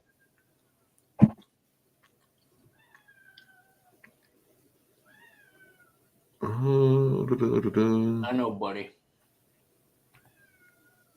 Oh, that is a hot take because I think metal's fun already. Mm-hmm. I mean, hey, good on them for doing what they're doing. I'm not a fan, but I don't hate baby metal. It's not for me. I'll just say it's not for me. But yeah, no, metal's already fun. Metal's already tons of fun. But dude, all right. Hey. I just saw this. This is not about baby metal. So, oh god. I bought a $10 ticket, right? Before I left work. And I haven't scratched it yet. But one of the words, no joke, asbestos. Really? That's cool. It's yeah, that's what we use the little kind of sheen on top you're scratching off. It's pure asbestos. Asbestos. So I hope that I get this word just so I can say I scratched off asbestos. I'm sorry. I don't mean to. Baby metal. Great. Let's go back to that. But asbestos. Yeah, I mean, there's still. I like Doomsday Machine. Doomsday Machine's a pretty nasty album from Arch Enemy, but I think it was after that album, I was like, yeah. And then the latest era, it really hasn't done much for it. Yeah, no. Hey, what's up, Lamnot? Dude, I would be totally down for a Mick Thompson Me too. solo death metal album. Dude, he's got great death metal riffs. Like, if anyone is bringing death metal more into the formula with Slipknot, it's Mick. Mm-hmm. And correct. I do have the Malevolent Creation album that he actually popped up on, and yeah, like I mean, he's a death metal guy, flat out. Let's see. Dave McGraw is a beast. God, that band is just insane. Yeah, favorite drummer, dude. Again, hard fucking question, dude. Yeah, there's another name right there, Mike Smith. Mike Smith. The Full Extension fucking blast. Like, ugh. I was just watching a video he did the other day talking about that Full Extension blast, and I was like, man. Dude, I mean, just beat the fucking snot out of him. Dude, Gene's a beast, and he adapts so well to whatever band you fucking throw him in. Yep. Yeah, like, 100%. Dude, like you listen to him in like Strapping Young Lad and then hear him in like Testament. Mm-hmm. It almost sounds like two different. Dude, his work in Testament was amazing. Oh, and dude, Individual Thought Pattern. Yep. I was going to say, and Death. Yep. Oh, God. Dude, that Dave drum. Lombardo is a beast. He's a beast, dude. That guy. Yeah. That guy just is Dave, so solid at what he does. And yeah. Dave Lombardo might be one of my favorite pure thrash drummers out there. Mm-hmm. Pete Sandoval, we just saw Pete Sandoval. Pete. Yeah, I mean that track on what Heretic, the okay, can we hear your kick drum, Pete? Pete's a god amongst men as far as drummers are concerned. Yeah. Joey's a beast. Chris Adler, honestly, I think super underrated. You know, I think his injury has kind of like sidelined him. Yeah. Oh, there's a name right there, dude. Tom Hunting. Dude, that man is a beast on multiple levels, dude. Fucking beat cancer and like, all right, back to fucking touring because I'm a fucking man. Yeah, we just saw Tom Hunting. Yeah. Yeah. Dude, he's still just fucking hell of a fucking drummer. Yep. What's up, Dead Ham? Dead Ham. Yeah. Like ham, but it's dead. I mean, isn't all ham is dead? Anyway, technically. Yeah. Listen, Jeff, it's past your bedtime. I know the last episode of the Matlock Marathon is clearly ended by now. I mean, nothing says 3:00 in the morning like Ben Matlock. I'm just gonna put that out there. Yeah. You know. Let's see. Okay.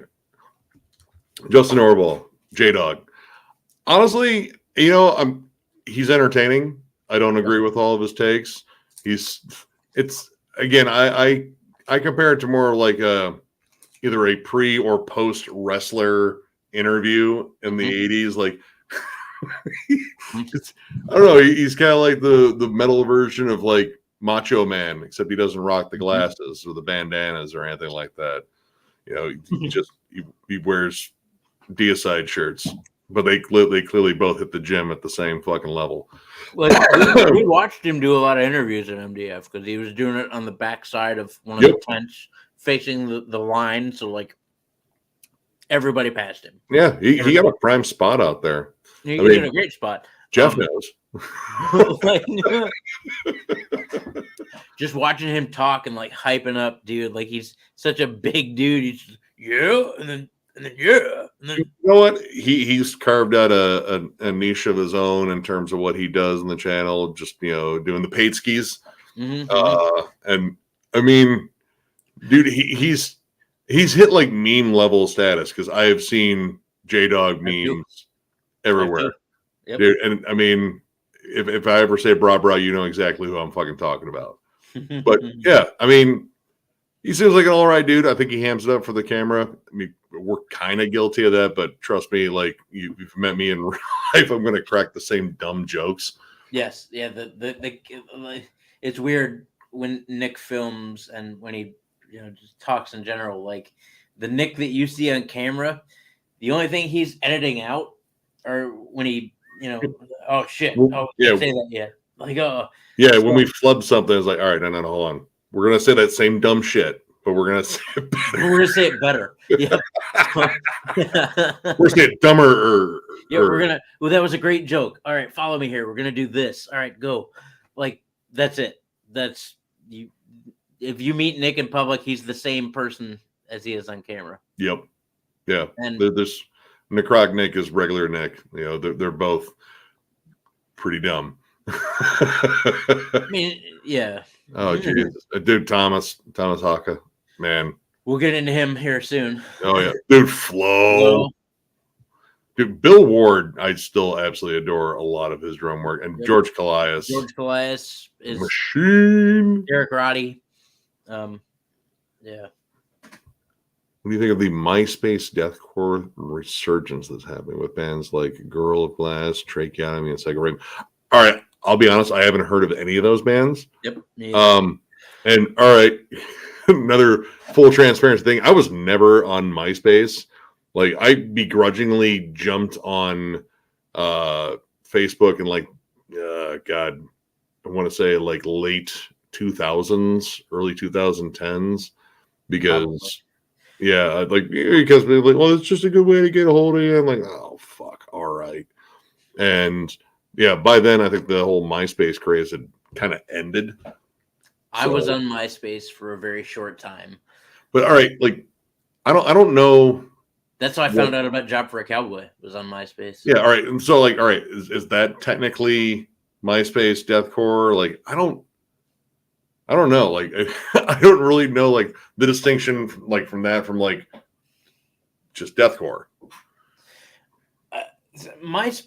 I will give MySpace some credit. MySpace was really good about letting underground bands get a page and put their music out there, and there seems to be like no holes barred. Like I found a lot of underground bands through MySpace back in the day. So, I mean, I'll give them credit for that. Yeah, but as far as the bands you mentioned, I have no idea who any of those are. I'll check them out if I got time. I mean, I don't know. Yeah, I mean, see, I can still get with some like earlier deathcore. That is for damn sure. But Condemned to the Grave. Yeah. Yep. Graves of Valor. That was the old frontman from Through the Eyes of the Dead. Let's see. So I don't understand why Kerry King gets a hard time now. He played in Slayer. I mean, all right. Yeah, all right. All right. In terms of Slayer, like if you ask most people who their favorite guitarist in Slayer was, it is.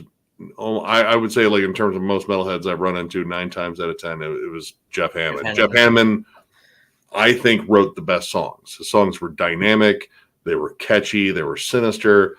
Kerry's, he's kind of got one gear. It's not a bad gear, right? Exactly. It's not a bad gear. It's just one gear. Like that, he can write riffs, but Jeff could write songs. I think there's a difference between the two. Yeah. And well, I mean, he's never been the media darling. He often, he comes off a little bit more abrasive. Like I know people said, it was like, oh, he's actually really nice. And I believe that. I'm sure like you run into him, like, he's, pretty cool dude. That's, what I've also heard. But when it comes down to his interviews, he goes for the hard take right away. And yeah, he's guilty of a little bit of shit talking. So, I mean, yeah, if you do a lot of those things, you are bound to have detractors. Like the guy that did my music tattoo, he designed Kerry's guitars and did a bunch of tattoo work on him. And like, JJ says Kerry's a really nice guy. And I'm sure he is. And, my gripe with Kerry King isn't so much him as a person. It's the music it's all right. Yeah, I mean that solo album or like that solo album. that solo album, it's okay, regardless of how you want to look at it, is full of Slayer B-sides that never saw the light of day. Oh, okay. I don't own any Blue Dust Nord. I'm still kind of. I would like to own the last record. I adored the last record. That album was fucking nightmare. I adored the last record, but that's cool. I mean, it was good, but man, I don't know that. I have Vexavoid, and I think that's all I really want to own my Portal. That one's still pretty listenable. Dude, I have Hegbulbia in my phone. What's up, Dan? Halloween EP from Anvil. Honestly, I haven't listened to much Halloween, like at all. Like maybe in passing on compilations. So I couldn't tell you what my favorite is because I really haven't listened to much. It's very honest there. At some point, I'm just going to order that album, the new Ockleys, and probably cover it in a collection update. So it'll probably be blended in with all of the Florida stuff. I do want to check it out, though. I've heard a lot. It's really good. I don't think Miller got to the videos, and that's fine. He's a busy motherfucker. So, what's up, Podden Fame? Payden Fame? Payden? One of those. Hopefully, I got one of those right. Sorry, I still haven't listened to the second Nile song, but the first one, I mean, flat out, it sounds like Nile. Yep. Like, and that's again kind of what I wanted. The song title is fucking ridiculous, but I kind of expect that from Nile too. But yeah, I still got to check out the second one. There's a new Nails track that dropped like today or yesterday too that I got to check out.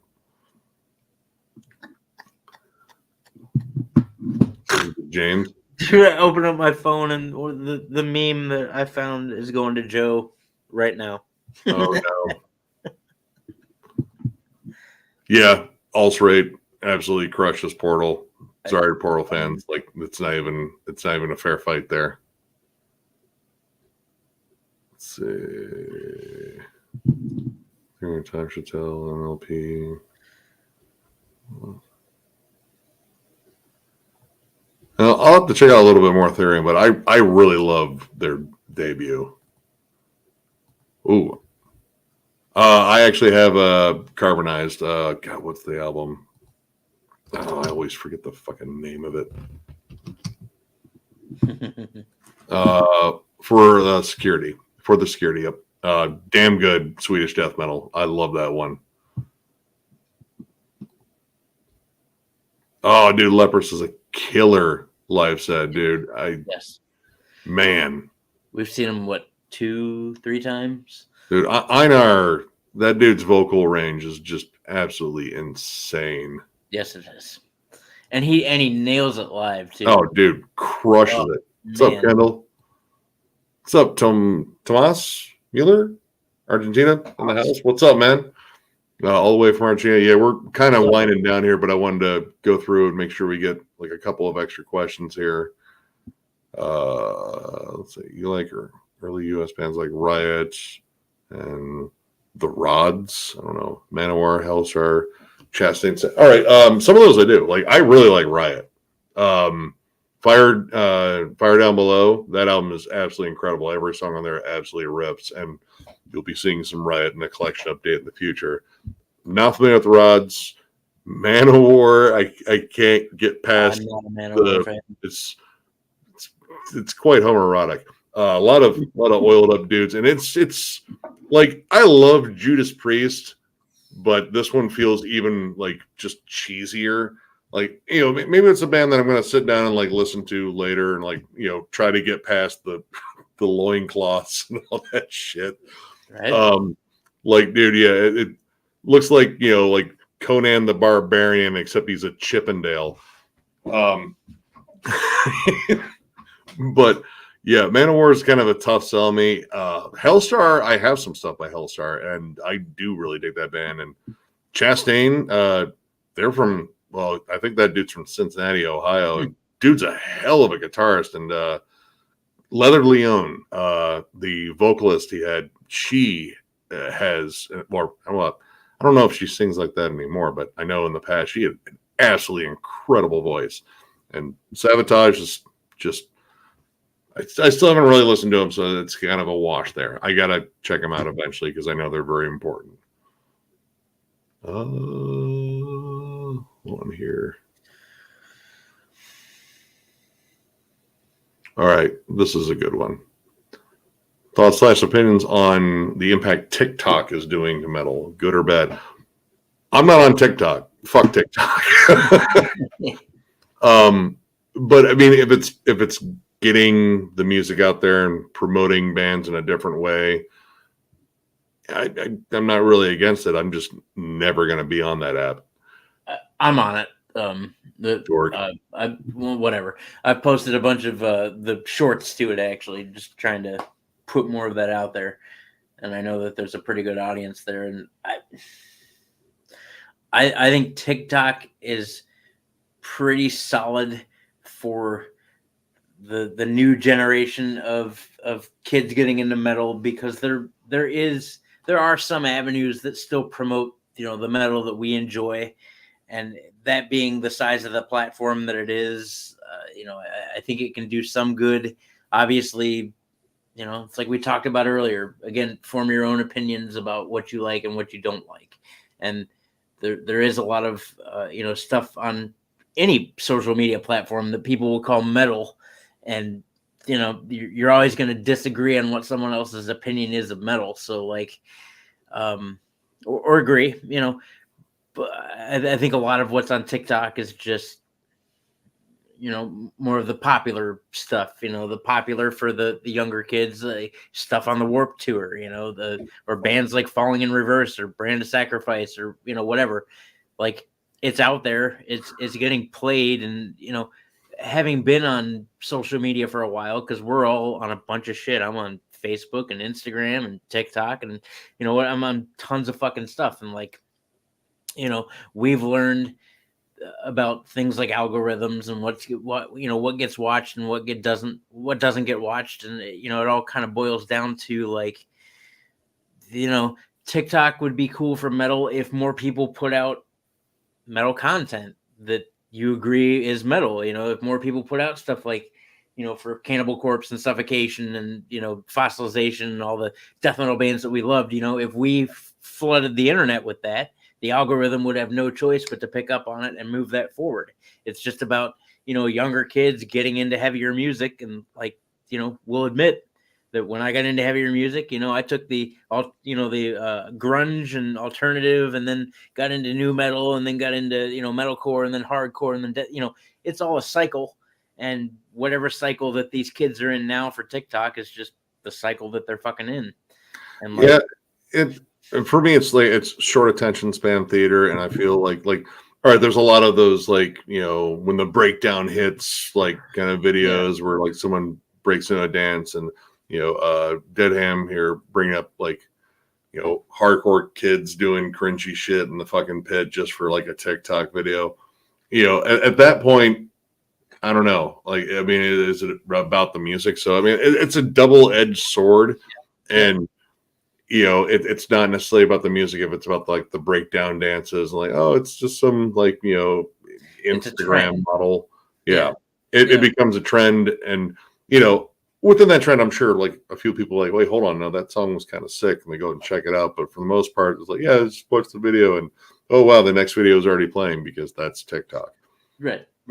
So, it's good and it's bad. I'm not going to condemn it by any means. I've watched music grow on platforms for years. Talk about the MySpace days.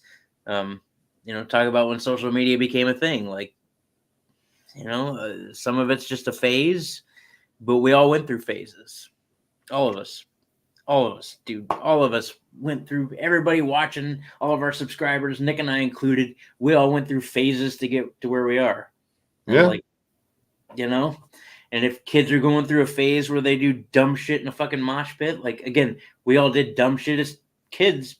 But we didn't record it and put it on the internet. Because we couldn't. Because we couldn't record it. We didn't have. Well, I was hoping we would say we were smart enough, even if that was available, that we wouldn't do that. But we probably weren't. We were probably stupid.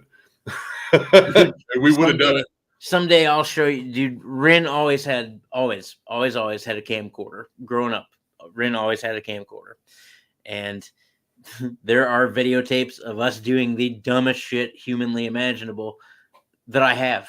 I have in What's up, Peter? In a crate behind me. So, I mean, we did, but also to our benefit, there was nowhere to put that. Like, yeah, I can put it on a VHS tape. Like, yeah, it's on the original format, but I haven't uploaded it to the internet.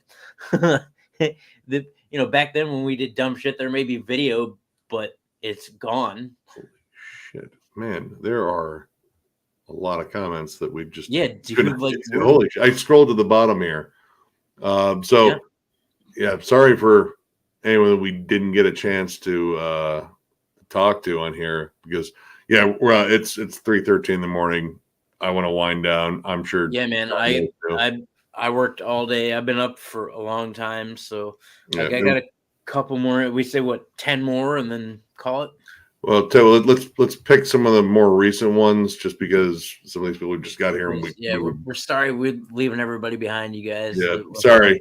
I mean, it's just quite a lot, but yeah, we'll get. Let's see. Let's find a couple of questions. What's up, Sorrow Stricken? Yo. Yeah, no, that's I kind of agree there. Again, it is what it is. New Deicide rips. What's up, Lump? Loved it. Yeah, honestly, again, best thing they put out since Stench of Redemption. Okay, let's see. Ooh, bam. Oh, got one? Oh, Despise Icon, the Faceless. I still like some of the early Despise Icon. There's definitely like a tipping point where I kind of lost interest. Day of Mourning was so good. Oh yeah, dude, Day of Mourning is fucking awesome.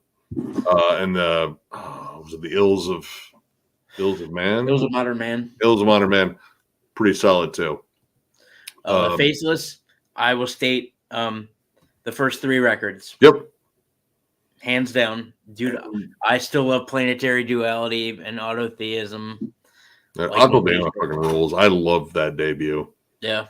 But yeah, talk about just toxic band relations circulating around one particular member. Yes. Oy. Yes. Here's one. Let's see. This came in the chat. So sorry if it's been discussed.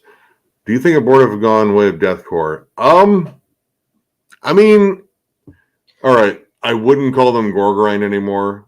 I would feel like modern death metal might be kind of like the most I don't know, like blanket term that kind of fits them. I don't know what they're doing lately, to be honest. That last record I'm not really keen on.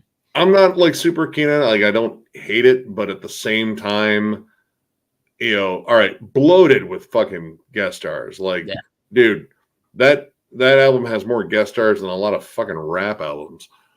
And I feel like guest stars is also kind of a big deathcore thing too. At least in that number, like, death metal albums and metal albums in general, like, oh yeah, we got one track with like a different vocalist or maybe 2. Not every single track, which, I mean, maybe it was just sort of like a party album for them, but I don't know. I feel like they're gravitating more towards, the breakdowns and such. The production's gotten more and more polished with each album. But I don't know if I'd call them like deathcore, because I still hear a lot of like riff intricacies that still feel very much along the lines of death metal, but there's very little grind left to them. Do you remember where your comment was? No.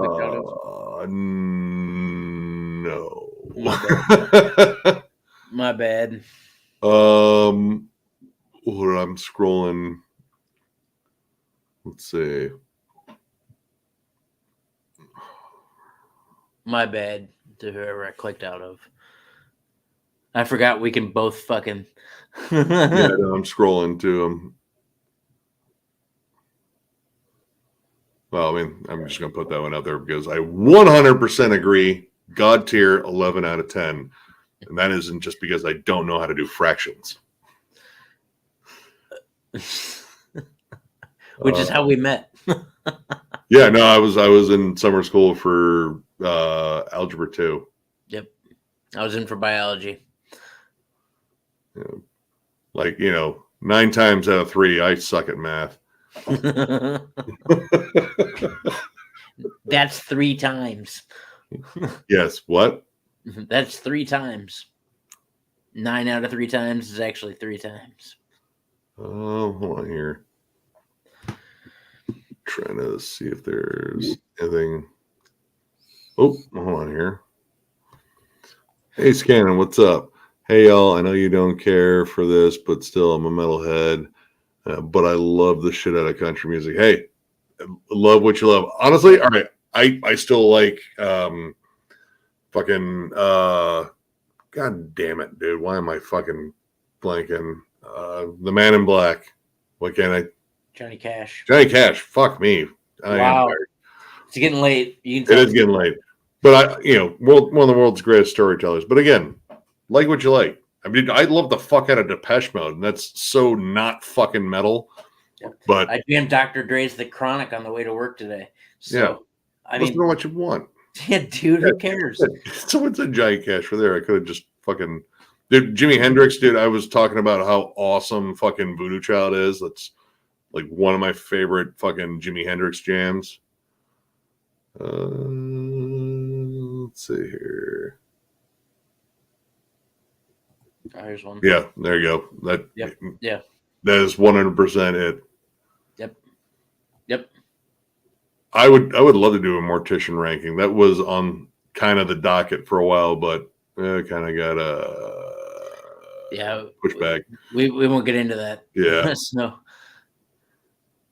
Let's see.